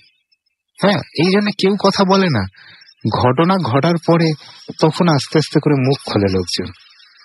আমি তখন তাদেরকে বুঝাই যে এটার মানে এই না যে কোনো সায়েন্টিফিক ব্রেন্ট অফ মাইন্ড আপনার নেই, আপনার সবকিছুই থাকতে পারে, but this is something that just happens আমাদের চারিপাশে, এবং আমাদের কোনো কন্ট্রোল নাই এসবের উপরে। বেসিক্যালি আমি যেটা বলতে চাই আর কি, যে লিসনার্সরা যারা আছে তারা যেন প্লিজ সবাই মিলে একসাথে এই হোলি মান্থে আমার জন্য দোয়া করবেন। একদম একদম। আমি এখান থেকে বেরোতে পারি, পিরিয়ড। একদম। আমিও আমরা আজকাল এইসব কথাবার্তা বাইরে গিয়ে বলি, তুমি জানো আমার পাশে যেখানে যে কফি শপটা আছে, আমরা দুজন ওইখানে গিয়ে কথা বলি। আমি অফিসে ব্রাউজ করি, আমি ঘরে কিচ্ছু করি না, কারণ প্রত্যেকবার when I try to leave something or the other happens। আমার কনফিউশনটা এইখানে। আমাকে ভয় দেখাচ্ছ কেন তুমি? আটকায় রাখছো কেন আমাকে? আমাকে আটকায় রাখছো কেন? What do you want? Nobody says anything. এই ছিল বেসিক্যালি আমার অনেক চমৎকার, অনেক অনেক অনেক অনেক, এবং আমিও আপনার পক্ষ থেকে ঘটে চলেছে এখনো পর্যন্ত। এবং আপনাকে ফিরতে হবে কিছুক্ষণের মধ্যে সেখানে। আমাকে সেখানে কিছুক্ষণ পরে ফিরতে হবে। এন্ড থ্যাংক গড যে আজকে আমি এতক্ষণ রাত পর্যন্ত ছিলাম, ইজ বিকজ আমার ওয়াইফ বাপের বাড়িতে আছে, আমি জানি ওখানে সেফ আছে। সো আমি আজকে এতক্ষণ পর্যন্ত এখানে ছিলাম। আমি কষ্ট করে আসতে হবে। আমি আপনাদেরকে ইনভাইট করতে চাই, মানে একদম ভাবি সহ, এবং আমরা ওর কাছে কিন্তু আরো, আমি সেটাই বলছি যে সেরকম ঘটনা আছে। থাকে না কিছু মানুষ যারা সাসেপ্টেবল থাকে টু অল দিস থিংস। একদম। ও কিন্তু সাসেপ্টেবল। জিনিসটা হচ্ছে কি যে আমার না এক বিন্দু মাত্র ভয় বা ডর নাই। হ্যাঁ, ওর একটু ভয় আছে, but she is susceptible, she sees stuff. ওই যে ইনটিউশনটা, এই জিনিসটা ওর মধ্যে খুব আছে। মানে আমি একদম এইভাবে। তো এই ছিল আমাদের কৌশিকদার। মানে অনেক ব্যস্ত একজন মানুষ, এবং আমি অনেক বলার সঙ্গে সঙ্গে উনি যেভাবে রাজি হয়েছেন, আমি নিজে বিশ্বাস করতে পারছিলাম না যে আপনি আসবেন, তাই না? অবশ্যই আমি এখানে অল দ্য টাইম আসতে চাই, কিন্তু যে কারণে আমি আসতে পারি না ইজ বিকজ অফ দ্যাট, যে আমি তো বেসিক্যালি মুনাকে রাতের বেলা একা ছেড়ে রাখতে একদমই না। কেন ম্যাক্সিমাম জিনিসপত্র ওই দেখেছে, আরো প্রচুর প্রচুর প্রচুর ইনসিডেন্টস আছে ছোট্ট খাট্ট। এই ওয়ার্ড্রবের ভেতর থেকে নকিং, হঠাৎ কথা নেই বার্তা নেই, ওই পেপসির বোতল দিয়ে ভরা যে বড় ব্যাগটা থাকে, যেগুলো পরে 2 মাস পরে বিক্রি করা হয়, হঠাৎ করে পুরা কিচেন পেপসির খালি বোতল দিয়ে ভাসায় দেওয়া হলো। কোনো হাওয়া নাই, কিচ্ছু নাই চারিপাশে। মানে ইনসিডেন্টের উপরে ইনসিডেন্ট আছে, রোজ হচ্ছে, অল দ্য টাইম হচ্ছে, এবং আমি একা না। খুব রেগুলার ঘটনা, এবং রেগুলার। এই জন্য এটা আমি বলি, এটা অকারেন্স না, এটা একটা রিকারেন্স হয়ে গেছে একদম রেগুলারলি। মানে ফ্র্যাঙ্কলি স্পিকিং আমার আর কিছু যায় আসে না এখন। হ্যাঁ, আমি এখন ওই পর্যায়ে চলে গেছি, আমার কিছু যায় আসে না। And I believe that there is nothing here বলে আমি চলে যাচ্ছি, but I know there is something. কেন আমি একা যদি থাকতাম, আমার ওয়াইফ যদি একাই কথাটা বলতো, তাহলে it would have been something else, but other people are joining me. একদম একদম। এই ব্যাপারটা সবচেয়ে অ্যালার্মিং কিন্তু আসলে, মানে other people are joining me. তারা আস্তে আস্তে মুখ খুলছে। কেন মুখ খোলা মানেই হচ্ছে কি আমি নিজেকে প্রমাণ করে দিচ্ছি যে আমি একটা সুপারস্টিশিয়াস, অন্ধবিশ্বাসী, ওল্ড ফ্যাশন মানুষ। একদম। আমার তাতে কিছু আমরা যাওয়ার আগে আমি প্রত্যেকজন লিসেনার্সকে আগাম ঈদ মুবারক জানাইতে চাচ্ছি। আপনারা সবাই সেফ থাকবেন, সুস্থ থাকবেন, এবং যেরকম রাসেল আর আমরা ভালোর সাথে সবসময় আছি, আপনারাও সবসময় ভালোর সাথে থাকবেন। Good night people. Thank you so much. Thank you দাদা, থ্যাংক ইউ সো মাচ, এবং আপনাকে অনেক অনেক অনেক অনেক ধন্যবাদ। আমরা সব বিষয় নিয়ে আলোচনা করব, তার আগে আমরা যেটা করবো, একটা ছোট অডিও ক্লিপ শুনে আসবো, এবং তারপরে একটা ছোট বিরতিতে যাবো আমরা। বিরতির পরে তারপরে আমরা আবার ফিরে আসছি। আমাদের সঙ্গে থাকবেন নতুন অতিথি। সেই পর্যন্ত আমাদের সঙ্গে থাকুন। স্টে টিউনড টু রেডিও ফুর্তি, অ্যান্ড ডোন্ট স্টপ দ্য ফুর্তি।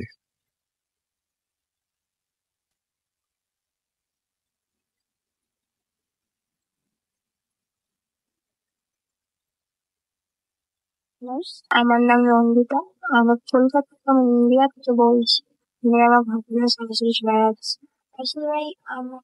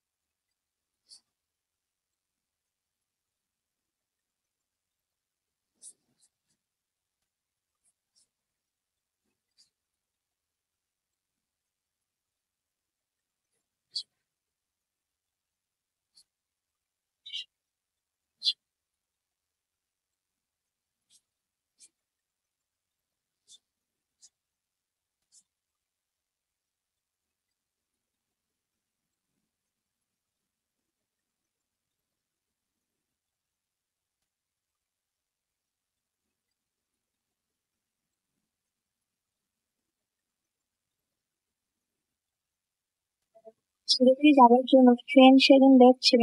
কাছে যেটা হয় দিন তাতে আবার পৌঁছায় একটু লেট। আমাদের ট্রেন আমার লেট এসেছে। ট্রেন ছিল না বাট লেট এসেছে। তো আমি ট্রেন থেকে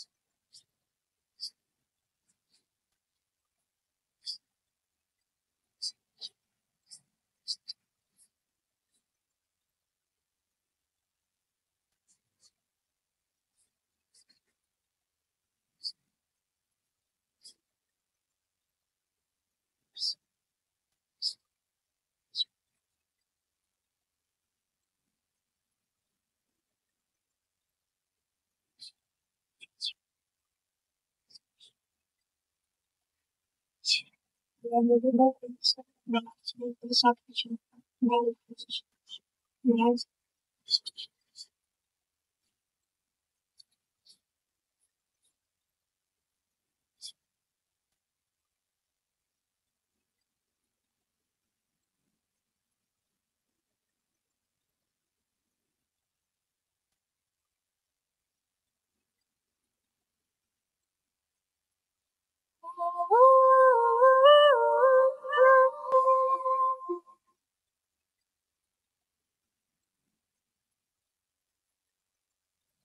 ওয়েলকাম ব্যাক। ঘড়িতে সময় রাত 1:21 শুনছেন সবসময় রেডিও 48.0 FM।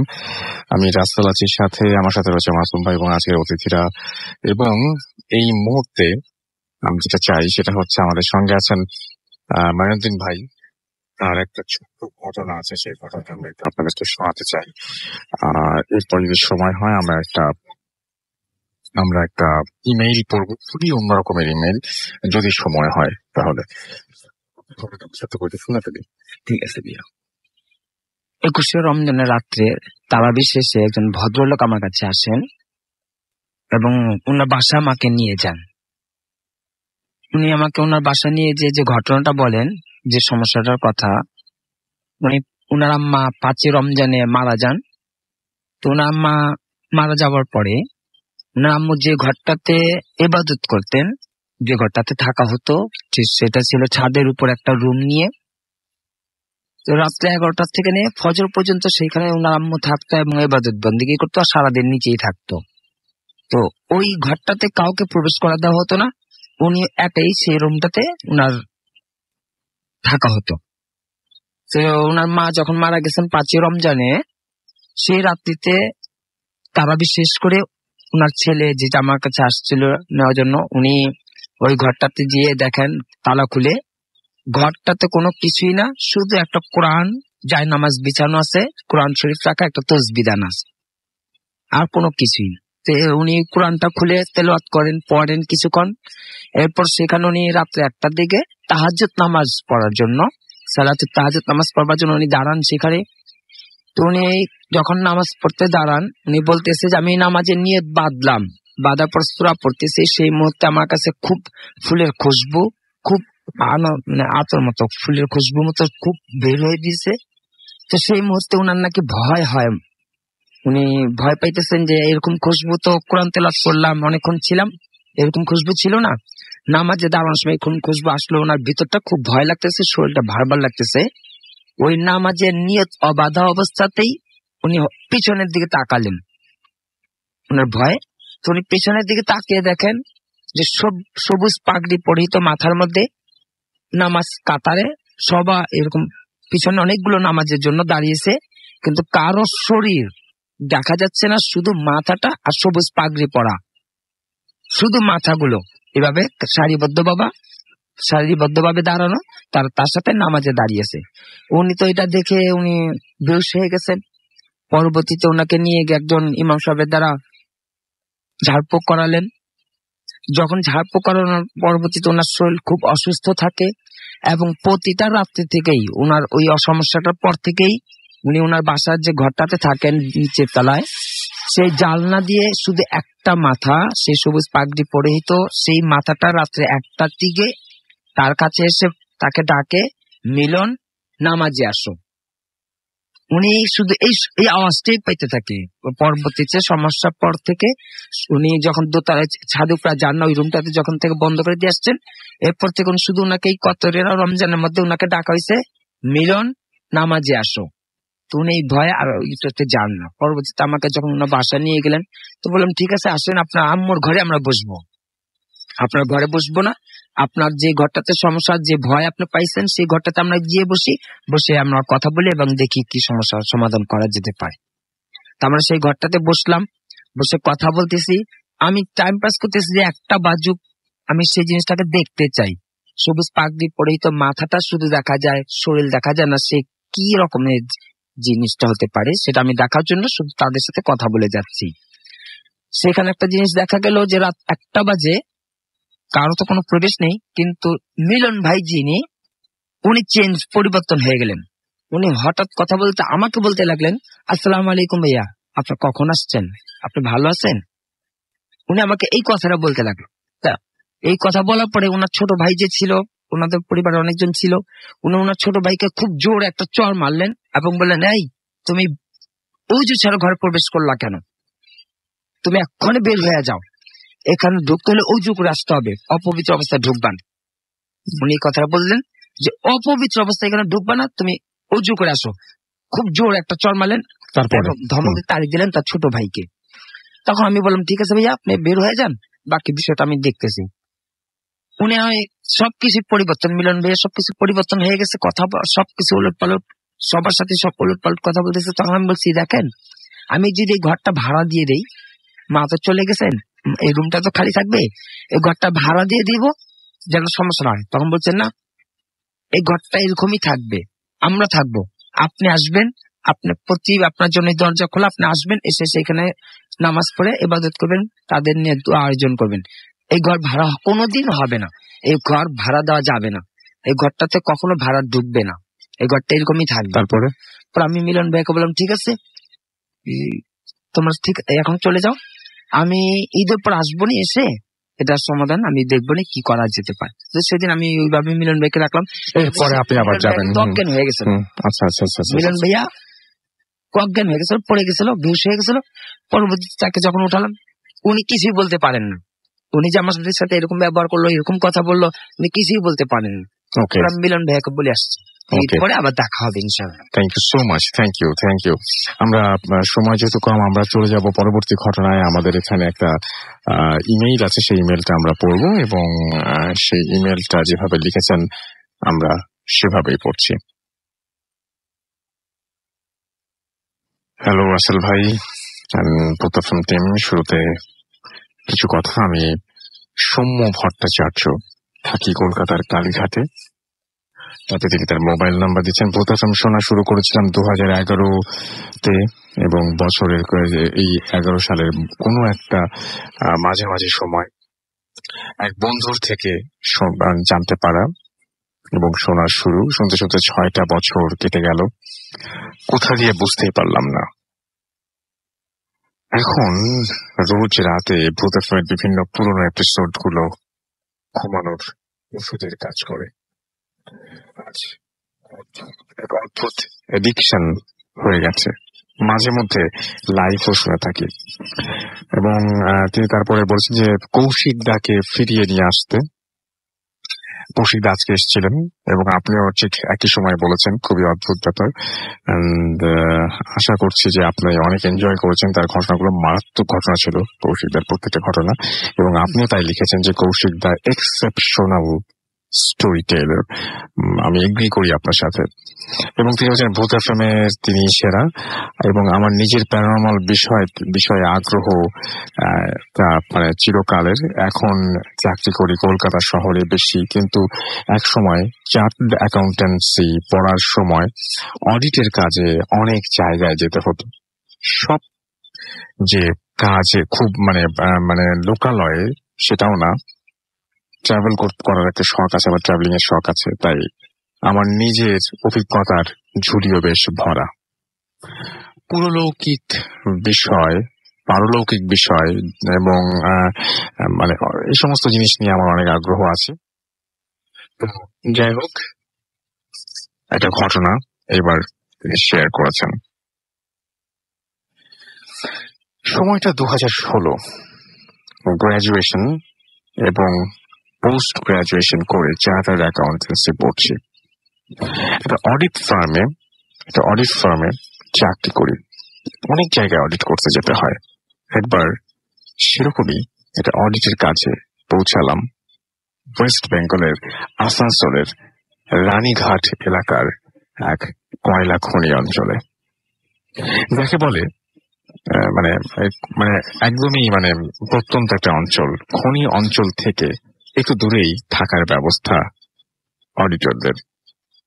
বিরাট বড় এলাকা এবং বিরাট বড় সেই এলাকা জুড়ে সেই কোলফিল্ড এবং কোলফিল্ডের থাকার ব্যবস্থা, বা যারা কাজ করেন সেখানে তাদের থাকার বন্দোবস্ত। বাউন্ডারি দেয়া এক বিশাল এলাকায় গেস্ট হাউস, অফিসার্স কোয়ার্টার, বিরাট লন, অনেক গাছপালা আর একটা ব্রিটিশ ক্লাব বাংলো। সবটা একটা বাউন্ডারির মধ্যেই। আর বাউন্ডারির বাইরে গাছপালা, ঝোপঝাড়, জঙ্গল। শুধু মেইন গেটের এন্ট্রান্সের দিকে বাইরে রাস্তা। গেস্ট হাউস, অফিসার্স কোয়ার্টার আর ব্রিটিশ ক্লাব বাংলো সব দূরে দূরে। দিন সাথে থেকে থাকতে হবে এখানে। সোজা কলকাতা থেকে ওখানে খনি অঞ্চলের অফিসার অফিসে পৌঁছেছি এবং সন্ধ্যা নাগাদ আমরা বেরোলাম সেখান থেকে। সূর্য তখন ডুবে গেছে। অফিস থেকে থাকার জায়গা যেটা ঠিক করা হয়েছে সেখানে পৌঁছালাম। গেস্ট হাউস থেকে অফিসার্স কোয়ার্টারের দূরত্ব প্রায় 1.5 কিলোমিটার। অনেকটা পথ, যার মাঝামাঝি পড়ে ইংরেজি আমলের ক্লাবটা। একদম ফাঁকা, গা ছমছমে এক নির্জন বন জঙ্গলে ঘেরা এক জায়গা। ওখানে ইলেকশন ডিউটিতে আসা অফিসার্সদের জন্য গেস্ট হাউস বুক করা থাকে। আমার থাকার ব্যবস্থা হলো ক্লাব বাংলোতে।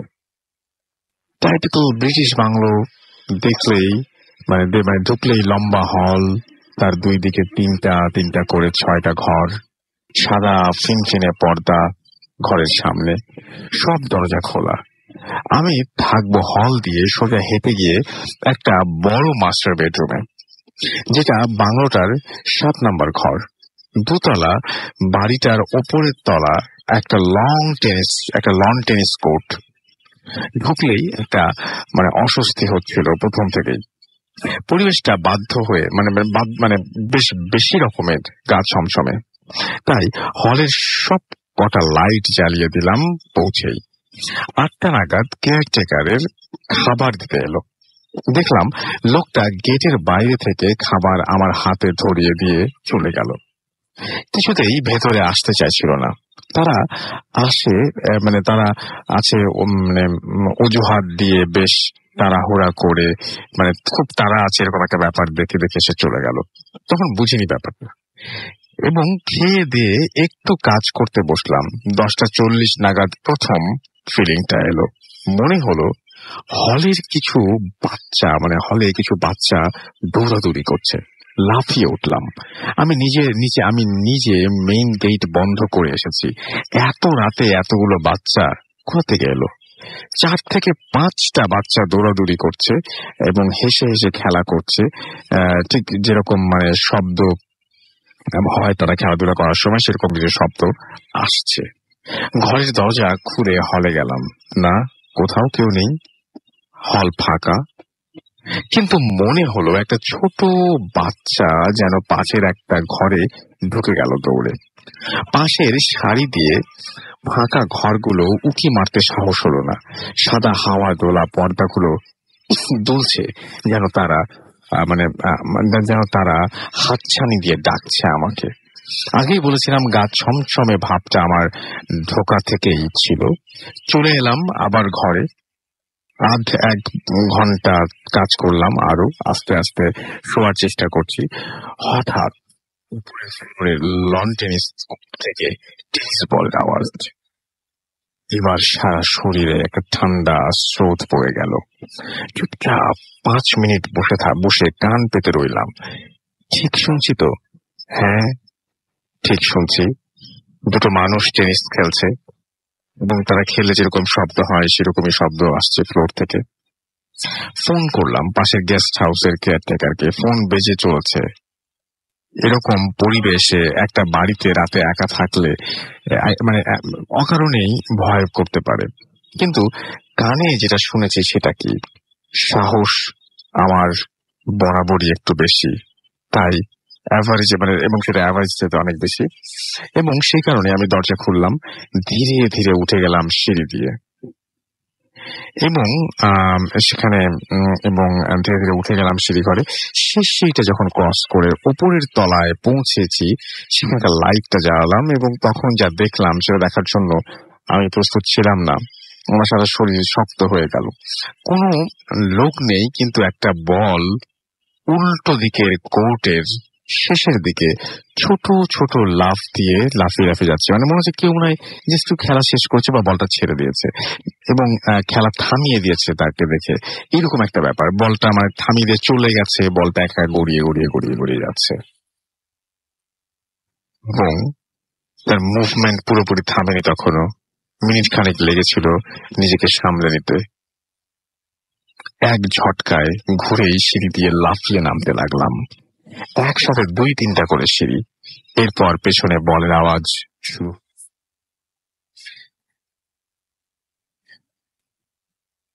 মানে আমার নামতেই খেলা শুরু। নিচে এসে আর দাঁড়ালাম না। বা ঘরে ঢোকার চেষ্টাও করলাম না। হল দিয়ে দৌড়ে মেন গেটে গিয়ে যাওয়ার চেষ্টা করলাম এবং পাশের সিঁড়ি দিয়ে তিনটা 6টা ঘরের মধ্যে একটা ঘর থেকে বাচ্চা মেয়ের গলা ভেসে এলো। ছোট্ট একটা কথা।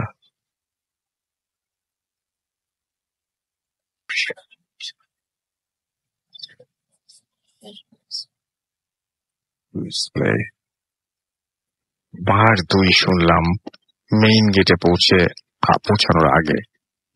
দরজা খুলে ছুটতে লাগলাম গেস্ট হাউসের দিকে।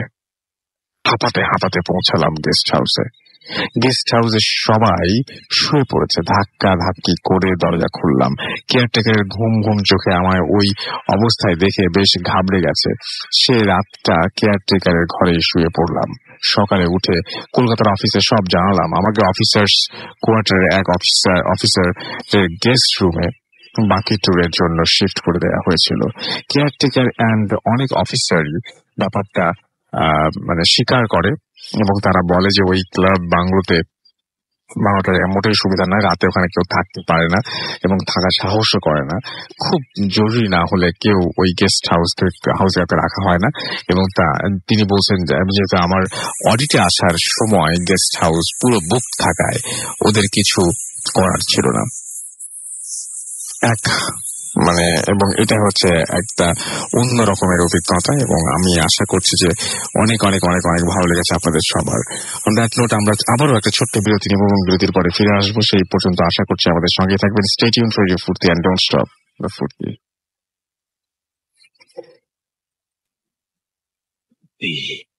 এই তো সময় ফিরে আসা, স্বপ্ন যাবে বাড়ি আমার, এই সময় ফিরে। প্রিয়জনের সাথে ঈদ কাটুক অপার আনন্দে, আর সেই আনন্দ আরেকটু বাড়াতে গ্রামীণফোন দিচ্ছে যে কোনো ইন্টারনেট প্যাকে 20% বোনাস। বিস্তারিত জানতে ভিজিট www.graminphone.com। সবাইকে ঈদের শুভেচ্ছা। গ্রামীণফোন। এই তো সময় ফিরে আসা, স্বপ্ন যাবে বাড়ি আমার, এই সময় ফিরে। প্রিয়জনের সাথে ঈদ কাটুক অপার আনন্দে, আর সেই আনন্দ আরেকটু বাড়াতে গ্রামীণফোন দিচ্ছে যে কোনো ইন্টারনেট প্যাকে 20% বোনাস। বিস্তারিত জানতে ভিজিট www.graminphone.com। সবাইকে ঈদের শুভেচ্ছা। গ্রামীণফোন। এই ঈদে স্যামসাং গ্র্যান্ড ইনভাইট এভরিডে। যে কোনো স্যামসাং স্মার্টফোন কিনে প্রতিদিন জিতে নিতে পারেন রাশিয়া, ইজিপ্ট, মালদ্বীপ, শ্রীলঙ্কা সহ যে কোনো 7টি এক্সোটিক ডেস্টিনেশনে কাপলস ট্রিপ। থাকছে 10,000 টাকা পর্যন্ত নিশ্চিত ক্যাশব্যাক। আরও আছে গ্রামীণ ফোনের ইন্টারনেট বান্ডেল অফার ও নির্দিষ্ট মডেলে অরিজিনাল স্যামসাং অ্যাক্সেসরিজ। বিস্তারিত স্যামসাং মোবাইল ফেসবুক পেজে।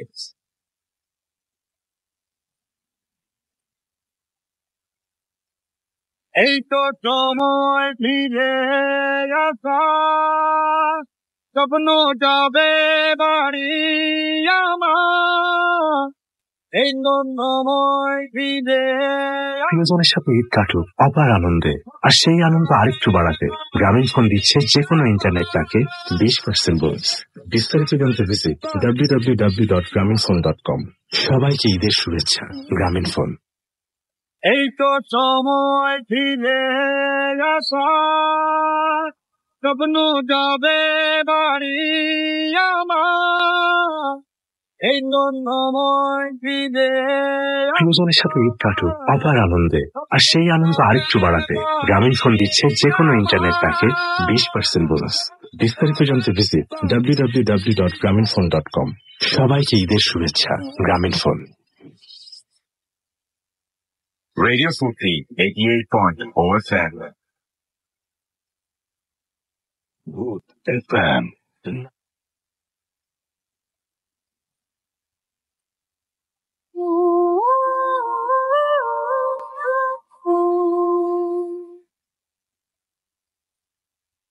আরো একবার আপনাদের সবাইকে স্বাগত জানাচ্ছি। আপনারা যারা যেখানে আছেন সবাইকে অনেক অনেক অনেক অনেক শুভেচ্ছা। অনেকে হয়তো সেহরি খেতে এই সময় উঠেছেন, অনেকে হয়তো এই সময় বেরিয়েছেন বাসা থেকে সেহরি খাওয়ার জন্য, বাইরে কোথাও খাবেন, অনেকে হয়তো যাচ্ছেন আপনজনের উদ্দেশ্যে।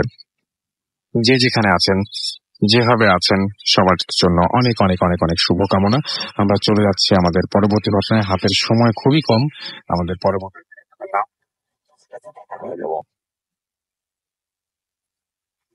আরেকবার বলেন। আমি পিয়াল মগবাজার থেকে। জি রাসেল ভাই, যেহেতু সময় কম তো আমি স্টোরিটা একটু শর্টে শেষ করে ফেলবো। তো বেসিক্যালি এই স্টোরিটা আমাদের এলাকারই এক বড় ভাইয়ের সাথে ঘটা স্টোরি। তো তারা তিনজন একদিন ছাদের মধ্যে আড্ডা দিচ্ছিল। তো ওইখানে ছাদের মধ্যে একটি ঘর ছিল, খালি ঘর। তো তাদের ওইখান থেকে কিউরিয়াসিটি জায়গা যে এই ঘরটা অলওয়েজ কেন তালাবদ্ধ থাকে। তো যার বাড়ি, তো বাকি যে দুই ফ্রেন্ড ছিল ইমন ভাই আর উজ্জ্বল ভাই, তো তখন সোহাগ ভাইকে সেটা বলে যে এই ঘরটা তালা মারা কেন। তো সোহাগ ভাই তখন আসলে বলতে পারে না কেন, সে কখনো তার বাবা কিভাবে জিজ্ঞেসই করেনি। তো তারা তিনজন মিলে প্ল্যান করে যে একদিন ওই ঘরের মধ্যে তারা থাকবে, উনি হোক কোনোভাবে চাবিটা জোগাড় করে ঘরের ভিতর থাকবে। তো ওইরকম একদিন করে তারা। রাতের বেলা ওনারা উঠে সেই ঘর যায়, ছাদে যায়। তো যাওয়ার পর যখন চাবি দিয়ে গেটটা খুলতে তারা ট্রাই করে, গেট খুলে যায়, কিন্তু মনে হচ্ছিল যে গেটটা মানে ভিতর থেকে কেউ একজন ধাক্কা দিয়ে রেখেছে, মানে তাদের ভিতরে ঢুকতে দিতে চাচ্ছে না, এই ধরনের। তো কিছুক্ষণ পর ট্রাই করার পর হ্যাঁ গেট খুলে যায়। তো ওনারা যখন ভিতরে যায়, তো যাওয়ার পর ওনারা অবভিয়াসলি যেহেতু তিন ফ্রেন্ড একসাথে ছিল, তো তাদের প্ল্যান ছিল যে সারা তারা মানে জাগনা থাকবে। কিন্তু কিছুক্ষণের মধ্যেই তারা তিনজনই ঘুমিয়ে পড়েন। তো ঘুমিয়ে পড়ার পর হঠাৎ 3টার দিকে ইমন ভাইয়ের ঘুম ভাঙে। ঘুম ভাঙার পর উনি যখন পানি খেতে যায়, তো ছাদে যে টাঙ্কিটা আছে ওই টাঙ্কির দিকে তার নজরটা পড়ে। তো উনি এখানে একটা অবয়ব খেয়াল করতে পারেন। তো করার পর উনি খুব ভয় পায়, কিন্তু উনি কিছু বলতে পারে না। তো উনি কাইন্ড অফ হিপনোটাইজ হয়ে যায়। তো হওয়ার পর ওই অবয়বটার দিকে উনি যেতে শুরু করে এবং সিঁড়ি পেয়ে ওই টাঙ্কির উপরে উনি উঠে যায়। উঠে যাওয়ার পর উনি ওনার সাধারণ জ্ঞান ফিরে পায়। ফিরে পাওয়ার পর উনি আবিষ্কার করে যে উনি টাঙ্কির উপরে দাঁড়িয়ে আছে। এরপর উনি খেয়াল করতে পারে যে টাঙ্কির উপর কেউ একজন উঠছে। তো উনি যখন ভালো করে দেখে, তো দেখতে পায় যে 16-17 বছরের একটি মেয়ে টাঙ্কির ওপাশ দিয়ে উঠে আসতেছে। আর যখন ওই মেয়েটা উঠে আসছে, তো তখন ইমন ভাইয়ের দিকে এমন ভাবে তাকিয়েছিল, এতটা ক্ষোভ নিয়ে, মানে এর কারণে ইমন ভাই খুব বেশি ভয় পায়। চোখ একদম লাল লাল হয়ে গেছিল, মানে খুব ভয়ানক যতটুকু আমি জানতে পারছি। তো এটা দেখার পর ইমন ভাই খুব ভয় পায়, কিন্তু উনি কোনো কিছু বলার মতো অবস্থাতে ছিল না। আর সেই মেয়েটি একটা পর্যায়ে ইমন ভাইয়ের দিকে তেড়ে আসে, মানে তাকে কোনোভাবে অ্যাটাক করার ট্রাই করে, কিন্তু সামহাও কোনোভাবে ওই মেয়েটি তার পর্যন্ত আসতে পারছিল না। কেউ একজন এমন মানে মনে হচ্ছিল যে আছে ওখানে, যে মেয়েটিকে আটকিয়ে রেখেছে। তো এটা দেখার পর ইমন ভাই ওইখানেই সেন্সলেস হয়ে যায়। তো সেন্সলেস হয়ে যাওয়ার পর বাকি যেই দুই ভাই ছিল ওখানে, সোহাগ ভাই আর হচ্ছে উজ্জ্বল ভাই, তো ওনাদের রাতের বেলা আবার ঘুম ভাঙে। তো ভাঙার পরে ওনারা খেয়াল করতে পারে যে না, ইমন ভাই তো নেই, ওই ঘরের ভিতরে নেই। তো এরপর ওনারা চিন্তা করে যে 5 তলায় যেই বাথরুমটা আছে মেবি ওইখানে গেছে হয়তো। তো ওনারা দুইজনও নামতে শুরু করে 5 তলার দিকে। 5 তলার বাথরুমের পাশে ছোট একটা খালি জায়গা, তাছাড়া 5 তলার কিছুই নেই। তো যখন ওনারা নামতে শুরু করে, তো ওইখানে খেয়াল করে যে বাথরুমের ওইখানে কেউ একজন উল্টা হয়ে দাঁড়িয়ে আছে। তো ফার্স্টে ওনারা ভাবে অবশ্যই এটা ইমন ভাই হবে, কারণ এত রাত্রে কি আসবে সে ছাড়া। কিন্তু যখন তারা একটু ভালোভাবে তাকায়, তখন দেখতে পারে যে না, এটা ইমন ভাই না, খুব লম্বা কোন একজন লোক। আর যখন ওই লোকটা তাদের দিকে তাকায়, তখন তারা খুব বেশি ভয় পায় এবং খুব বেশি অবাক হয়ে যায়, কারণ লোকটা অনেক বেশি লম্বা, অনেক বড় বড় চুল, আর স্বাভাবিক অর্থে খুবই ভয়ঙ্কর ছিল। তো এটা দেখার পর ওনারা দুজন সেম, ইমন ভাই ওইখানে যেরকম হিপনোটাইজ হয়ে গেছিল, ওনারও কাইন্ড অফ ওরকম হয়ে যায়। ওনারা দাঁড়িয়ে দাঁড়িয়ে দেখতে থাকে, আর ওই লোকটা ওনাদের দিকে আসতে শুরু করে। আর তার মধ্যে লোকটা হঠাৎ করে পড়ে যায়। যখন ফ্লোরের মধ্যে পড়ে যায়, লোকটা খুব বেশি মানে আসার ট্রাই করছিল সোহাগ ভাই আর উজ্জ্বল ভাইয়ের দিকে, কিন্তু কোনোভাবেই উনি আসতে পারছিল না। মনে হচ্ছিল যে কেউ একজন ওনাকে আটকিয়ে রেখেছে, কিন্তু খুব ক্রলিং করে আসতে শুরু করে এক পর্যায়ে, কিন্তু আসতে পারে না। তো হ্যাঁ, ওনারও ওই অবস্থায় সেন্সলেস হয়ে যায়। তো সকালবেলা যখন ইমন ভাইয়ের বাবা, সোহাগ ভাইয়ের বাবা আসে যখন ছাদের মধ্যে, অর্থাৎ বাড়িওয়ালা যখন আসে, তো তখন তাদের তিনজনকে এই অবস্থায় পায়। সোহাগ ভাইয়ের পায়ের মধ্যে একটা স্ক্র্যাচ দেখতে পারে, আর বাকি দুজনকে ওইভাবে অক্ষত অবস্থায় পায়। তো এরপরে ভাইয়া মোটামুটি স্টোরি এখানেই শেষ। থ্যাংক ইউ সো মাচ আপনার ঘটনার জন্য, আপনাকে অনেক অনেক ধন্যবাদ। রনিত ভাই, আপনি মনে হয় আজকে শুনছিলেন যে আপনাকে একটা জিনিস আমরা বলছিলাম, ব্ল্যাক ম্যাজিকের একটা ঘটনা বলছিলাম আমরা, আপনি শুনেছেন কিনা জানি না। এবং ব্ল্যাক ম্যাজিক অনেক সময় রক্তবমিত হয়, তাই না? জি জি জি, রক্তবমি হয়। এবং যিনি লিখেছেন তিনি বলছিলেন যে তার রক্তবমির সাথে পোকামাকড়ও বেরিয়ে আসছে, এটাও হয় মনে হয় না? আচ্ছা, রক্তবমির সাথে আমি এরকম একটা কাজ করে দেখেছিলাম যে বারডেমে হাসপাতালে গেছিলাম, তাকে ব্ল্যাক ম্যাজিক অর্থাৎ ডিম পড়া খাওয়াইছিল। তার রক্ত বমির সাথে সাথে মানে ভেতর থেকে যে দেহের কলিজা আছে এগুলো টুকরো টুকরো করে বের হয়ে যায়। আচ্ছা, থ্যাংক ইউ সো মাচ আপনার ঘটনার জন্য, আপনাকে থ্যাংক ইউ, অনেক অনেক ধন্যবাদ। আমরা এখন যেটা করব সেটা হচ্ছে আমাদের আজকে শেষ করতে হবে এখানে আসলে। তো আমাদের হাতে একেবারেই সময় নেই এবং আমি দেখতে পাচ্ছি যে আমাদের এখানে অনেকেই কিন্তু মানে এখনো লিখে যাচ্ছেন আমাদেরকে। এবং আমাদের রেডিও ফুর্তি যে পেজ রয়েছে, আমি তার আগে যাওয়ার আগে আপনাকে আমাদের পেজের মানে অ্যাড্রেসগুলো আপনাদেরকে দিয়ে যাই। আমাদের দুটো পেজ রয়েছে, www.facebook.com/radio.furti and www.facebook.com/bhutfm.russell। এই দুটো পেজে আপনি এসে কিন্তু লাইক দিতে পারেন, কমেন্ট করতে পারেন, আমাদের পোস্ট যেটা আছে সেটা আপনি শেয়ার করতে পারেন আপনার ফ্রেন্ডদের সাথে, তাদেরকে জানিয়ে পারেন ভূত এফএমের খবর যে কোনো সময় পুরো সপ্তাহ জুড়ে আমরা আপনাদের সঙ্গে আছি। এবং এইখানে আমাদের যে পোস্ট রয়েছে সেই পোস্টে আমি দেখতে পাচ্ছি আপনারা অনেকেই কমেন্ট করছেন যে রাসেল ভাই সিলেট থেকে শুনছি, থ্যাংক ইউ সো মাচ আপনি আমাদের সঙ্গে থাকার জন্য। পাবেল আমাদের সঙ্গে আছে।